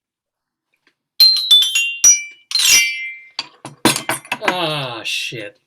I'm afraid that's the wrong answer. Oh. There is a company that makes facial tissues out of recycled Oh my God. It's not as disgusting as it sounds because most of panda shit is undigested bamboo. It just kind of goes. That makes me feel much better. I'm going to go get some right now. Yeah. So what's the answer? Yeah, what's the answer? Well, wait, first of all, you do know that the most expensive coffee in the world is made from nuts and beans shot out by gorillas. That's actually, or is it elephants? One of the two. Yeah. Elephant shit coffee. Isn't it lemurs? They eat lemurs. Oh, eat them is it in lemurs? school, and then they Yeah. take Lemur shit coffee, huh? Yeah, it's good. Wow. Is that's a brand name if I ever heard one. Yeah, lemur shit coffee is the heavenliest coffee. Heavenliest coffee. That's one of your songs in the new It's got musical. that earthy quality, you know? Hey, it's good to the last dump. Coffee, Yeah. a millionaire's money. Can't shit. So what was the answer again? Oh, here we go. Here's the deal. All of these were true, as I've said, except one. Piggy was the sexual harassment panda. In captivity, they're able to save twin pandas, but in the wild, the That's mother one. kind of leaves one to die. But pandas, who knew this, don't hibernate. Oh. They eat like 40 times a day and shit 50. So they won't make it through the winter if they try to hibernate. They actually Well, they're probably thinking, I got to shit enough to make the face. And there's this guy with a whip With a- going, come on, more. Come on, Ang Lee. Wake Get out up. those. Come on, Ang Lee. We need 100 gross facial tissues today. Short on our You know, quota. I just saw this on TV last night on the Trevor Noah show, that China has been buying up parts of South Africa or Panama. I've forgotten which now. But anyway, it's off the continent, the Asian continent, and they are running sweatshops. The Chinese are running sweatshops using the local labor. And they're sending Chinese workers, Chinese people to be the leaders so that they basically are the straw, the boss of Right, yeah. each group is Chinese in a non-Chinese country, in a Latin American country. I Well, forgot anyway. which country now. I miss the old days of cooling Very the upsetting. railroads. Are you they, know. is it a sweatshop with lemurs so we can have no coffee? Yes, who are shitting all the time. Yes. Panda. Yeah. One room has the pandas Tissue for the making. facial tissue. Another room has the lemurs for the That's coffee. right. It's an offshoot. That's right. They have Lemur and moved their Panda brand. Incorporated. But And they have- you know what it is? They lent money to these people and then the money was defaulted. So they now own 20% of the country. I can't remember what the hell country it is. Oh no, this is a fact. It was No, on. I'm not. Yeah, wow. Okay. Thank you, So Leslie. do not You borrow listen- money from anything Chinese, please, or they'll Thank- own you. Thank you, and Leslie. Put you to work. I think you have a job lined up at Frontline. It was almost as good as your penguin shit story. Almost. Almost. There's a By job the way, at Ron, I CNN. have that chair Oh, behind God. you. All Ron, right, let's I get have on that- to our Captain next. shit Oh, you that's have. right. There's a job at CNN. Okay, we're ready. Round. Listen, when you mentioned Frontline, I thought, David, nobody's going to get that reference because Frontline are the people who do our health check. It's a whole different thing for us in my It's school also the district. people It's who a. do the flea and tick. Oh right, yeah. So yeah, I was like Frontline. Wait, So that letter was another D, right? that was D. That's That's three Ds, Yes, David. 3 Ds in a row. That's Three weird. Ds Wow. in a well, no, Well, I not do in a know row. about those triple Yes, Ds. in a row. You're right. Here we go. Let's get on to our next question, which is going directly to Rhodey as we go into our next round. Oh, right, that's your question. Oh, shoot. So it's still 4-2. It is Yeah. still 4-2. So I've been stumping you guys a little bit today. This is kind of fun. Yeah. But here is, and now you get to try it for yourself, Ronald, a 3 clues in the news. So remember way back when we started this? Yesterday. today? Yesterday. Right. And then we slept and came back to it, you know? That makes it yesterday and today, Vicky. This is not so bad. This is not so bad.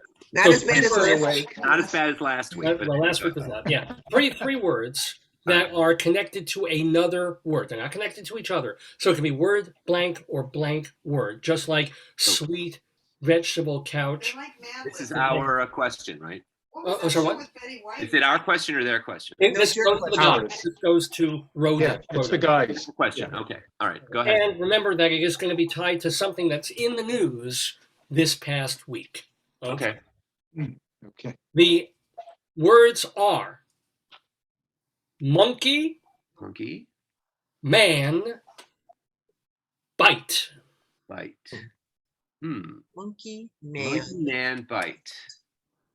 Huh. And what was in the news this week?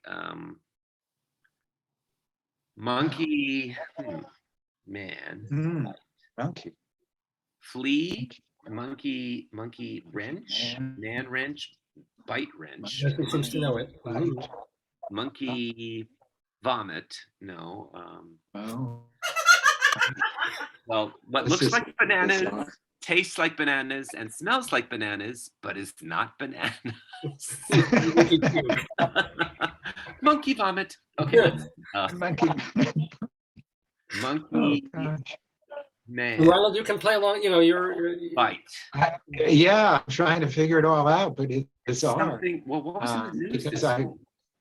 was watching the news a lot. Bite. Yeah, that's man, Bite. bite, Bee bite. Fly bite. bite, Man. bite, bite, monkey. Monkey on Wow. your back. Monkey. Monkey man. Gosh. Leslie got an easy. You got the easy one with rice. I mean, that was really simple. Don't Yeah. complain. but Leslie's saying I think she knows this one too. So Yeah. Monkey. Oh, she's so quick with this. Monkey fur. Wow. Monkey. Monkey man. Monkey. Monkey. Banana. And bite. Oh, bite. Bite. Flea. Bite. Bug. Bite. Can't figure it out. But there Boy, is you like a stumped me. bug. What kind of bite do you love? Bite. Monkey love. Something bites a man. Man. Moon. Monkey. I don't know. The only thing I can think of is paw. I can't think of anything. Bite. I'm trying to put it all together Bite. with what's happened this week. It's bizarre. Okay, I'm stumped. Yeah. How about flea? Flea. Yeah, I can't think of anything. Okay, Let's just say flea. flea. Okay, Yeah, flea. you're so it's Naga's team. that's all we can think of. We'll have to go with it. No, stay, don't flee. That is not the correct answer. So, Vicky, Leslie's like jumping at the bit, but Vicky, do you Go think? ahead, my Leslie, God. do it. Say it. Do you know it, Vicky? Just No. in case? Go ahead. Okay. Go ahead. All right. David, you're gonna have to give up your pop culture credits on this one. Okay. Spider. What? Spider. Spider? Oh, right. What word? What word? Spider. You're right. You're right. Wow. Yeah, Iraq. Oh, we did come back to Yeah, I Iraq. didn't think Yeah, of it. Yeah. Excellent, Leslie. Spider- Very good. Very good. Spider Monkey. Ron, they either come or they never come. That's the problem with these things. That's what they These said were Yeah. just, last to me, night. they just, Yep. they? How many were there, Oh. David?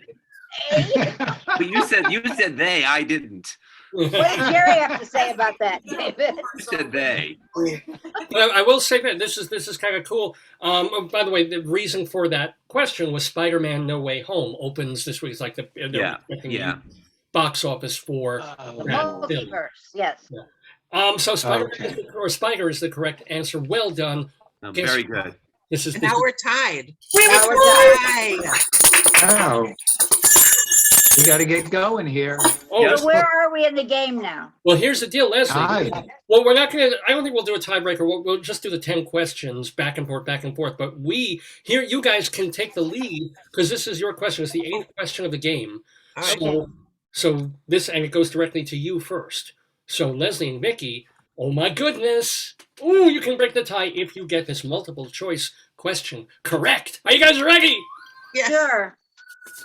The year was 1966.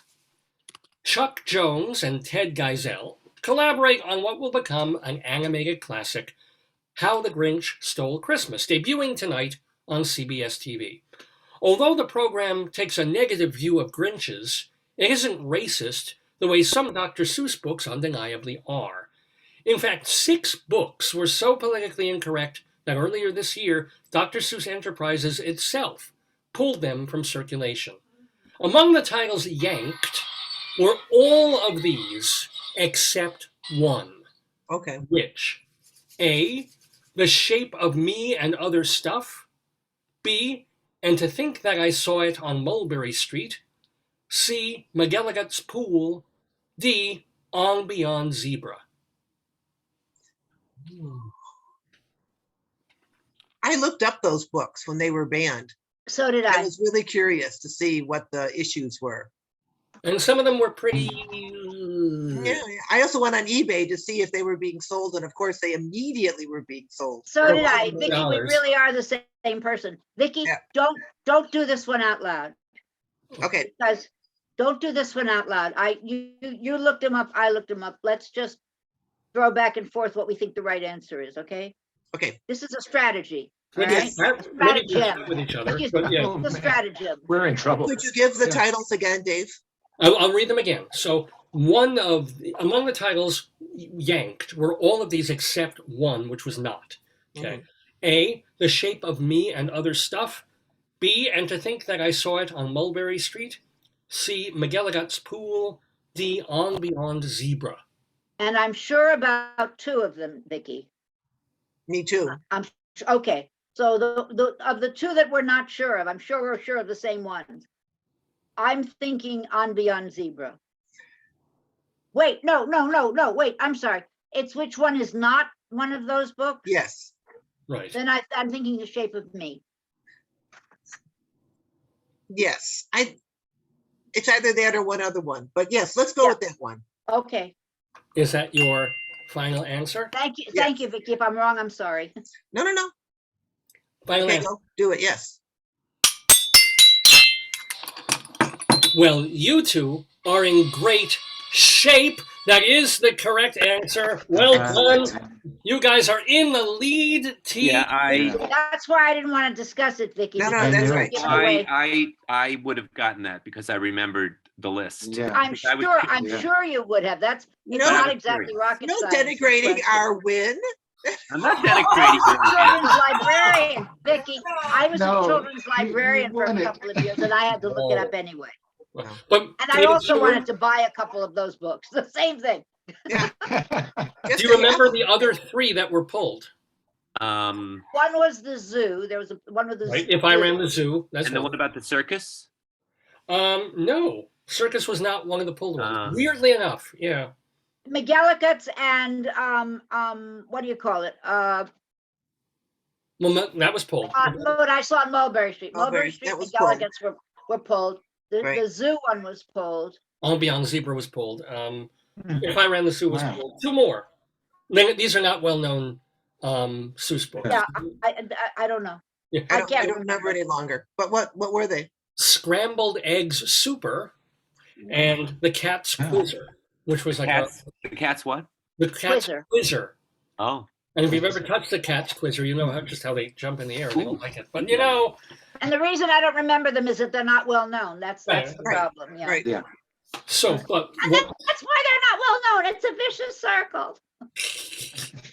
we have You're a frozen. Come back. Okay. a 6 here. game between Team Vicky Quaddy and Leslie Hoban Blake versus I have David to get my Stewart paper. and Ronald Rand. Wait, my paper fell on the floor. Oh, oops. I think is it 6-4? It is 6-4 Oh. in okay. favor of the ladies. All right. 6-4. Yeah, we have two We're more. close. And So was this- that what letter was that? That was an that A. was That was an A. A. yes. So we So have here's the 3 deal. D's, a B, and an A. There's a strategy here, I see. Oh Yeah, yeah. it doesn't work anymore, but it is a strategy. It was a I'm all very good alone. strategy at one point. I want to remind people you're watching Dave's Gone By. It is December 18th, 2021, our 829th broadcast. We're calling it Rand Total in honor of our guest here, Ronald Rand. Plus, he is playing the Today Yesterday quiz versus David Sheward, Leslie Hope, and Blake. Well, with David Sheward. Yes. You said versus. We're a team. Yeah, Oh, we're yeah, that's right. Right. And In today- collaboration, right. Today we're calling it the Vickley and Rhoda Show. The Vickley and Rhoda show, yeah. One of the Mary Characters in Tyler David's new Movies. musical. Yeah. All right. Loud Right. Road from Hell. Yeah, that's it. Sponsored by your friends. Sponsored by your friends at Lima Shit Coffee. And the poo. Now, Mark Maron would take that as a sponsor. I would take it. I'll take anybody as a sponsor. Mm. Well, that too. Oh, Lord. Like this program is brought to you by the Rwandan Children's Army. I'm sure. Okay, fine. They'll pay me. Anywho, Okay. this is it. This is like the final round. All right. Wow. Very exciting. Very Four excited. questions, all right? There's only two more questions. Questions, Team right? Roga, Team Roga. We have two Yes, more. we're ready. There's no tiebreaker. So this we're just. We are ready. It's a We're tie. ready. 1969 was the year. Premiering in London tonight is On Her Majesty's Secret Service, the sixth film in the James Bond series, and the first without Sean Connery.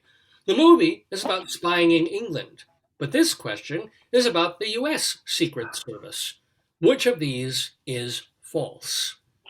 A, the Secret Service code names for Joe and Jill Biden are Celtic and Capri. B, the Secret Service code name for Eleanor Roosevelt was Rover. C, the Secret Service always travel with bags of blood that are the president's blood type, just in case. Or D, Abraham Lincoln signed the order to create the Secret Service on September 22nd, 1862, the same day he signed the Emancipation Proclamation. Which of these is false? Okay, so the code names for the current president and first lady are Celtic and something. Capri. So which is false, right? False, right, false. The code name for Eleanor Roosevelt was Rover. The Secret Service carries bags of blood in case they need it for the president. And Abraham Lincoln created the Secret Service the same day as he signed the Emancipation Proclamation. That's what you're saying? Right. One of those is not true. Huh. Well, I think that they do carry bags of blood. I think so too. Because there was this episode of St. Elsewhere where, and it was with Betty White, who was celebrating her 100th birthday. Yes. Where she was a government surgeon, and she had to have the hospital be ready in case something happened. But that wouldn't make sense because in case something happened with the president. I'm just laughing because it's obviously a comedic episode. Yeah. And Other possibilities. yeah, and there was a patient played by Oliver Clark who thought he was Mary Richards, and he ran into Betty White and said, "Oh, Sue Ann," and she looked at him and said, "What? What are you talking about?" That's an actual episode of St. Elsewhere. I But don't remember anyway, that at all, but okay, yeah. Anyway, But Denzel Washington was not in that one. I think he was. He was on the show almost the whole run. I think the snow globe must have had a problem at that point. It was dented that day. Yeah. All right. So what do you think, Ron? Okay. I think that C is true. I Yeah. don't know. I do think that he created the Secret Service the same day as the Emancipation Proclamation. It's either A or D, I think. So All right. I don't remember reading that he created the Secret Service the same day Emancipation Proclamation. I mean, that was a lot to do on that day. Yeah, I think it was. And Yeah. we've had 3 Ds. I don't think David was the 4th D. And I don't think the Secret Service was created then. Pinkerton's service was protecting everybody. Oh, so that means we're saying we think that it might be D, and that it would be 4D. Might be D, So it because might be 4D. Pinkerton was very involved with the Secret Service. Yeah. I think it was around before the Emancipation Proclamation. I think it protected him on the way to the inauguration. So it's not D. I Oh, think wait, that so you're saying D is false. D is false. All right. That's what I'm. Okay, David What do you maybe think? around with us with the Ds. So, okay, D. I'll go along with D. Your final answer? Yeah. Sure. Let me tell you a secret service. You have 2 points because you got that right. Yes, indeed. Yes. Tie game. Here's the Okay. weak part. The president was protected, for a while, but the Secret Service was created by Lincoln. This is the really fucked up part. Abraham Lincoln signed the thing to create the Secret Service on April 14th, 1865. What happened that day? Yeah. You got Oh shot. my God. Yeah, that Did he was really? the morning he signed the Secret Service thing, and there you go. Well, they did a great job. Yeah. It worked. Sure, there was a movie about an agent traveling on the train, but I think it was with Lincoln's corpse. I think it was taking Lincoln's corpse. And he dropped the eyeglasses into Lincoln's car. They dropped the eyeglasses. Well, actually, But it was a black and white movie, and I think it was to protect the corpse because there were enemies along the route that would have wanted to desecrate it No, or steal I it. think there was another, there was a black and white movie with Dick Powell called The Tall Target, which was. Yes, that's the one I'm thinking of, yes. And he was going to, I forget if it was for the inauguration or something. No, but I think he was already dead. I think the coffin, he was protecting the coffin. I'm There not was no sure about Lincoln that. in the movie. I'm I not, think. I'll have to look this up. I saw it, parts of it recently. And that during that Dick Powell marathon? Yeah. Yeah, and there's a scene where people are arguing about the war, and it's like the war hasn't started yet. So I think it was before the, but anyway. Oh, okay. Oh, it was. Well, It was. then, People who were then it flying might the have been sheep. going, that may It be the one where he wrote the No. the Gettysburg Address on an No, I envelope think on that. no, I think it was he was going to get inaugurated, and he was on the train to Baltimore, and there were people who wanted to assassinate him. Oh, okay. And That's Dick right. Powell was going to stop the plot. There are so Yeah. many movies about Lincoln trains. God only knows if we remembered any of them. Okay, now Well, they were definitely trying to kill him on the train that day, and he had to get off, and that was the whole controversy because he got off dressed like a woman. oh, he had with a a wig. no, he had a Lincoln shawl. did On. that? No, he had a Shawl. shawl on. Oh, Shawl, okay. and It wasn't in his petticoats. hat- petticoats. Yeah. It was very not. He tall wasn't woman. Mrs. Dow. Beard would have been a dead giveaway. It wasn't. It wasn't The Mrs. hat, Dow. the hat alone. Now Unless that they we decorated the hat derailed the whole show. Yeah, yeah. Hello, welcome back. We're watching the Dave's Gone By program. One thing I will say is that the Secret Service was initially created not to protect the president. It had to do with financial stuff and going after fraud and things like that. It wasn't until much later that the Secret Service, like in the 1900s, they started actually being detailed that protected the president.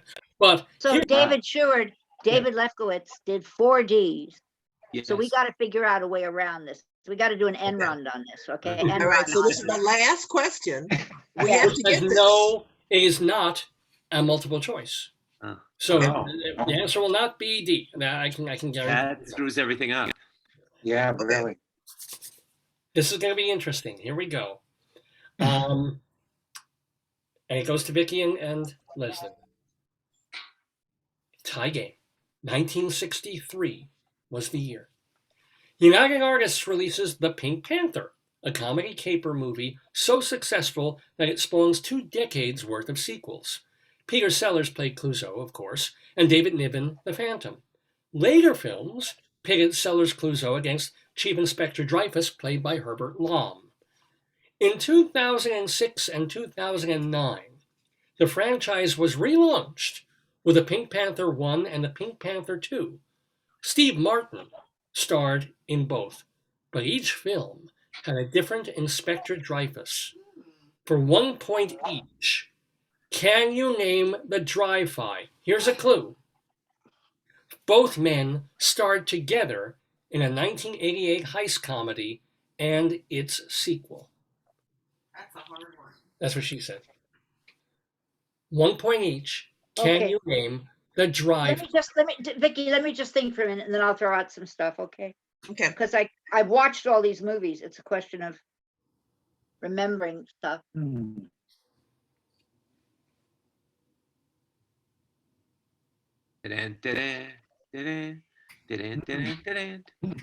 Vicky, do you know the movies at all? I do. I'm just trying to think. Okay, I didn't really think the Steve Martin ones were very good. I didn't either. That's why I can't remember them. What happens when the Pink Panther steps on an ant? What? What? Dead No. ant. But Dead ant. Not, okay, that's not fair. I want it silent now, please. Okay. Not fair. Okay. We're still thinking. Oh Thank wait. you. So what's the clue that they were both in? Here's the deal. Another, in a 1988 heist movie together and the sequel to that. So we also have to know a 1988 heist movie and its sequel. Nothing easy about this one. Oh, this is a hard one. That's what she said. A heist movie, 1988. And that 1988 film had a sequel. Correct. Yep, And I And will both men were in- the thing. and a both men were 1988 in that. heist comedy and its sequel. It's a comedy.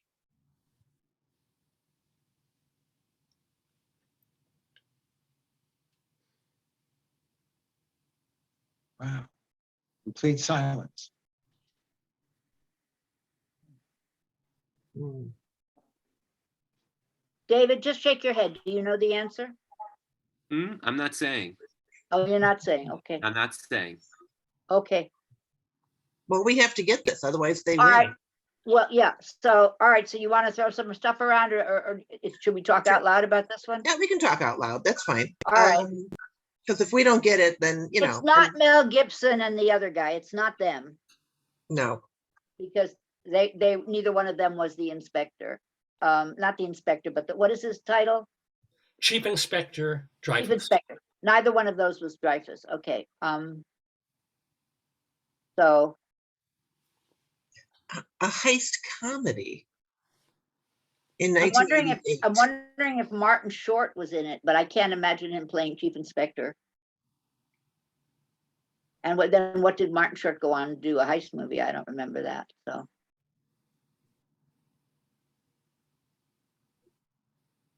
You know, a lot of the heist movies I'm thinking are later.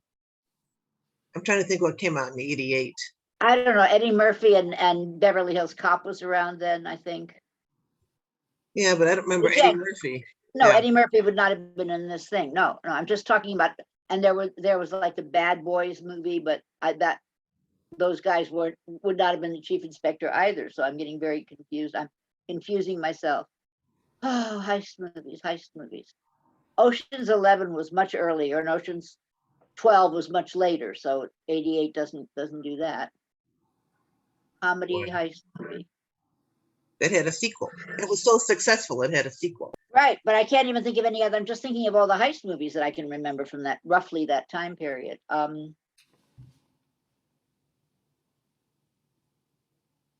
It's a tough question.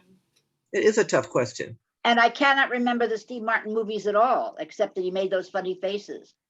I can vividly remember the Peter Sellers and the globe spinning around and him, putting his finger on the globe, all of that.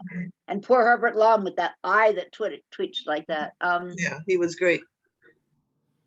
God, I'm It wouldn't thinking. Go ahead. No, I'm just thinking. This is the movie. Look at David Lefkowitz. Look at him. He's like the cat with the cream. Go ahead, yeah, Vicky, yeah. I'm sorry. He doesn't Is have there to a time limit here? mix them up.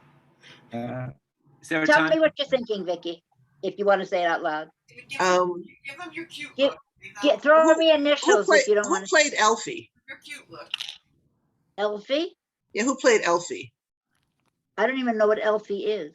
Oh, the movie, the Ipcris File. Oh, in every film. There's Alba. Alba.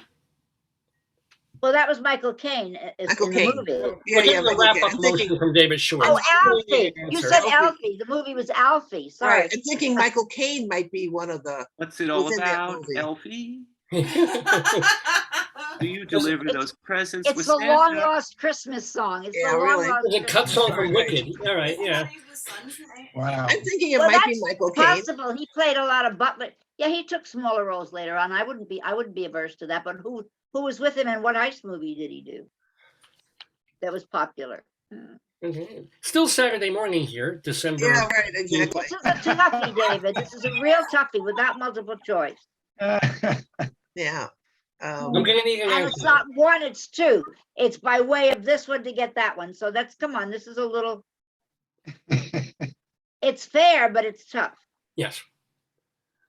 Well, okay. I'm gonna be here for a while, you know.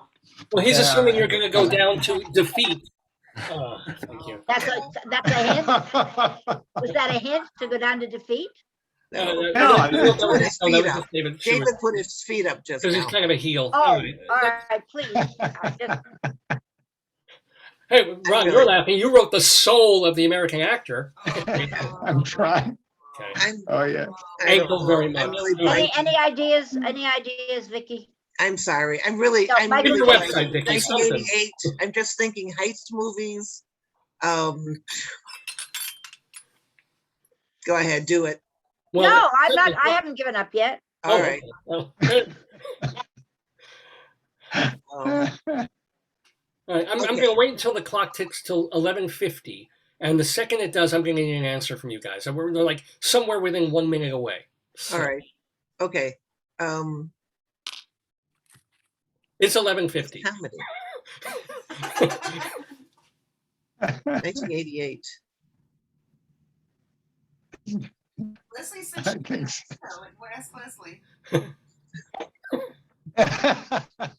Pretty sure that David knows this one, so it's making me crazy that I can't come up with one. Leslie, don't let people get Peter Lawford, and no, that was later. That was earlier that they did that. Never mind. Are they both men? Am I allowed to ask that, or you can't tell me? You're not that? allowed to ask. I'm giving you the clue. Well, you know what? It's in there. Here's a clue. Both men Yes. start together. Thank you. Thank you. That's okay. Then I won't go down the other road I was thinking.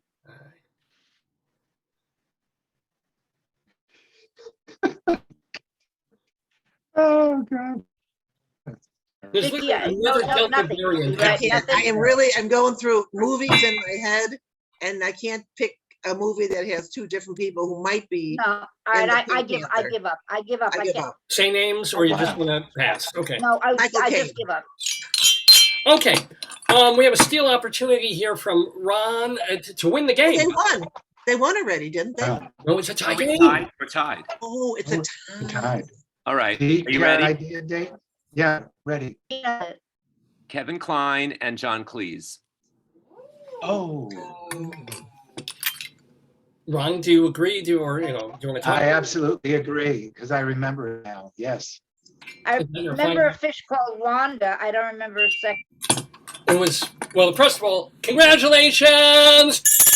Come in, it's raining men. Yeah. Well done. That was the thing. It was Kevin Kline and John Cleese who starred together in A Fish Called Wanda and its sequel, Fierce Creatures, which nobody remembers that one. And yes, it was Kevin Kline in the first Pink Panther reboot movie. But Uh-oh. wow, We Ron.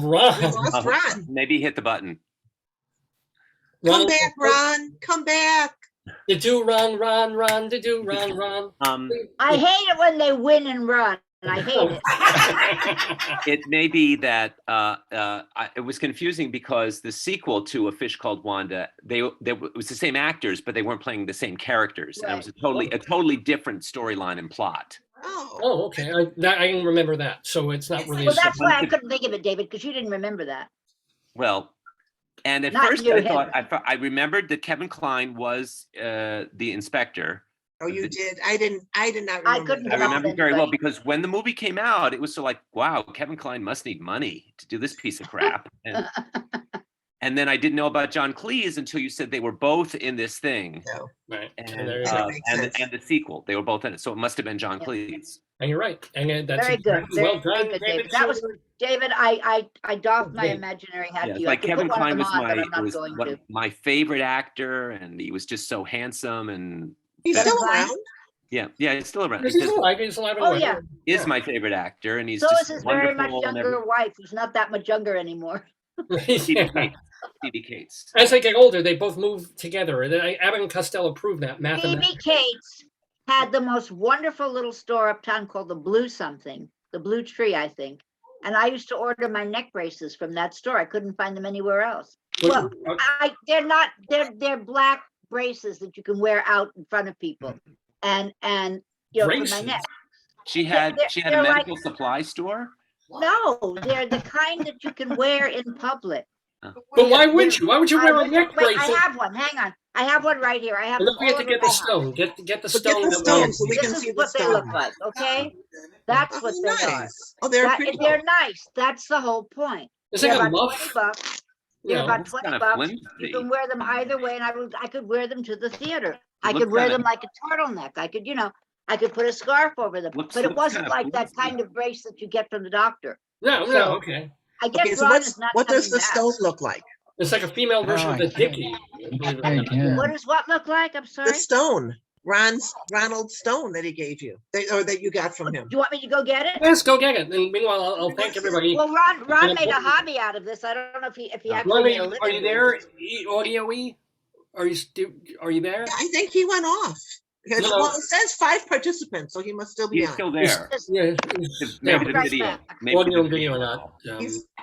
He's celebrating. He went to get some champagne to celebrate. Right, and he's not I gonna can't share even it do the either. video. It's Here, okay, I'll show you.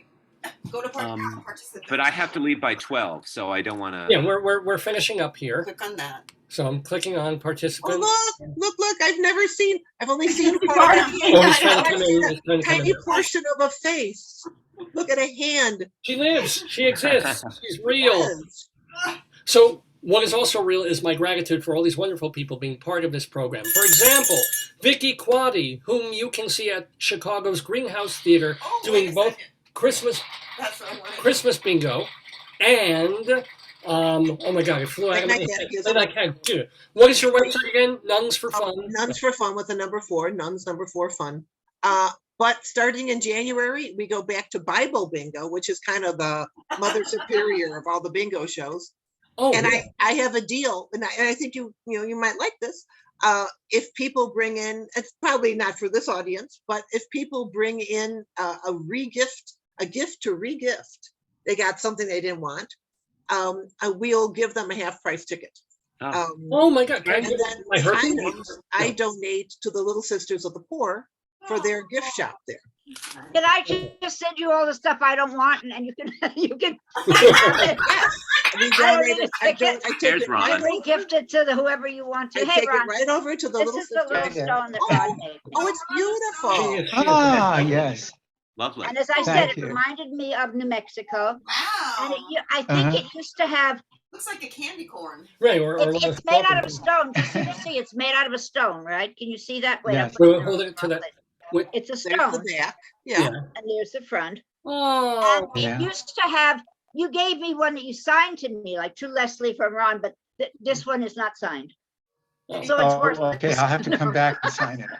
yes, I want to One of sign these Ron days- from Ron. One too. of these days, we'll meet in person, Okay. Ron, Recycled gifts. and we'll wave and say, Absolutely. aren't you that guy I used to know, you know?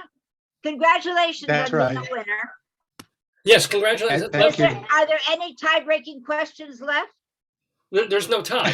There's no time. Is there We're a out of time. tie-breaking Time. question? I just want to Darn answer it. something. No. you get right. I still had Okay, 10 never questions. mind. Yeah. So let me also let me ask David Stewart, who writes for a couple of different places, including his blog, The David Desk, and TheaterLife.com and CulturalDaily.com. What have you written about? What show? Oh, Ron, you're gone. Where'd you go? Okay. Well, Okay. David, go for it. All right. Well, I will have today on TheaterLife.com and then later on Cultural Daily a review of Company and tied in with a review of Kimberly Akimbo, both of which I really liked. They're both about women who are facing consequential birthdays. And they're both, Company's really, really great. I really enjoyed everything about it. Wow. And Kimberly Akimbo is really wonderful. And there are rumors that it may try to go to Broadway. It might, because the Lyceum is now available, now that Diana has closed and Macbeth is going into the Longacre instead Who of is that wonderful actress who originated the role in Kimberly Akimbo? Victoria Clark.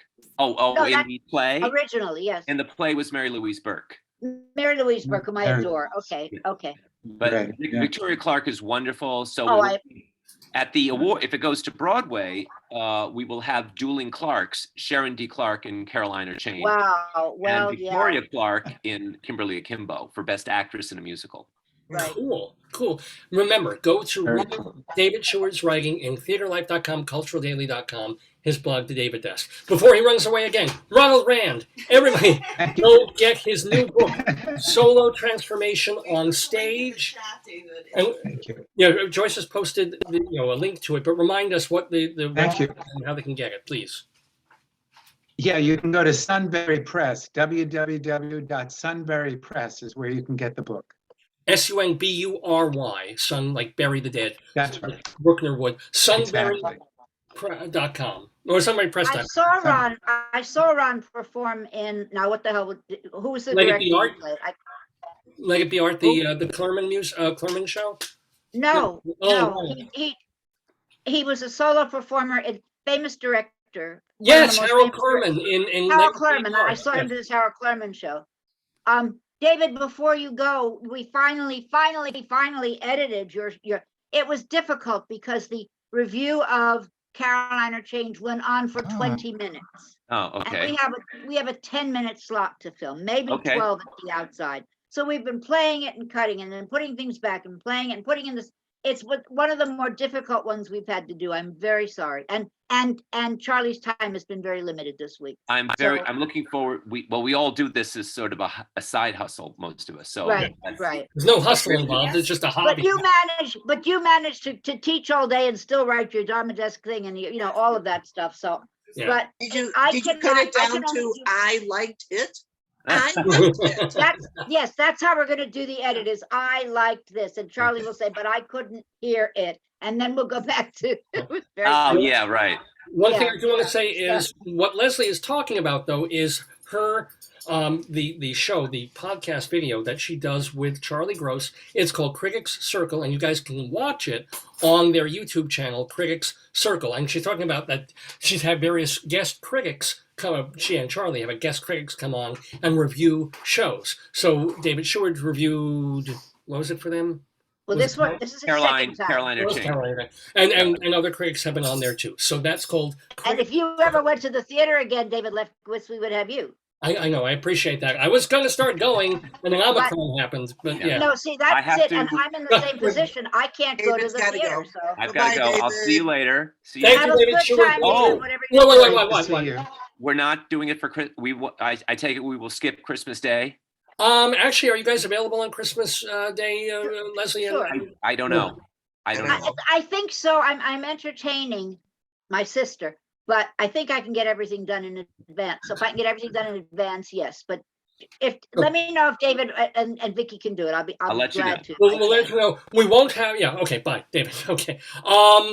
But we will, I'm thinking, doing a show Christmas morning. We won't be doing a show on New Year's Day because we'll be doing our annual New Year's Eve special, which I would love for you guys to just call in for 5 or 10 minutes just for fun. Sure. Just to say hi. That'd be You fun. did you do a Tony show this year?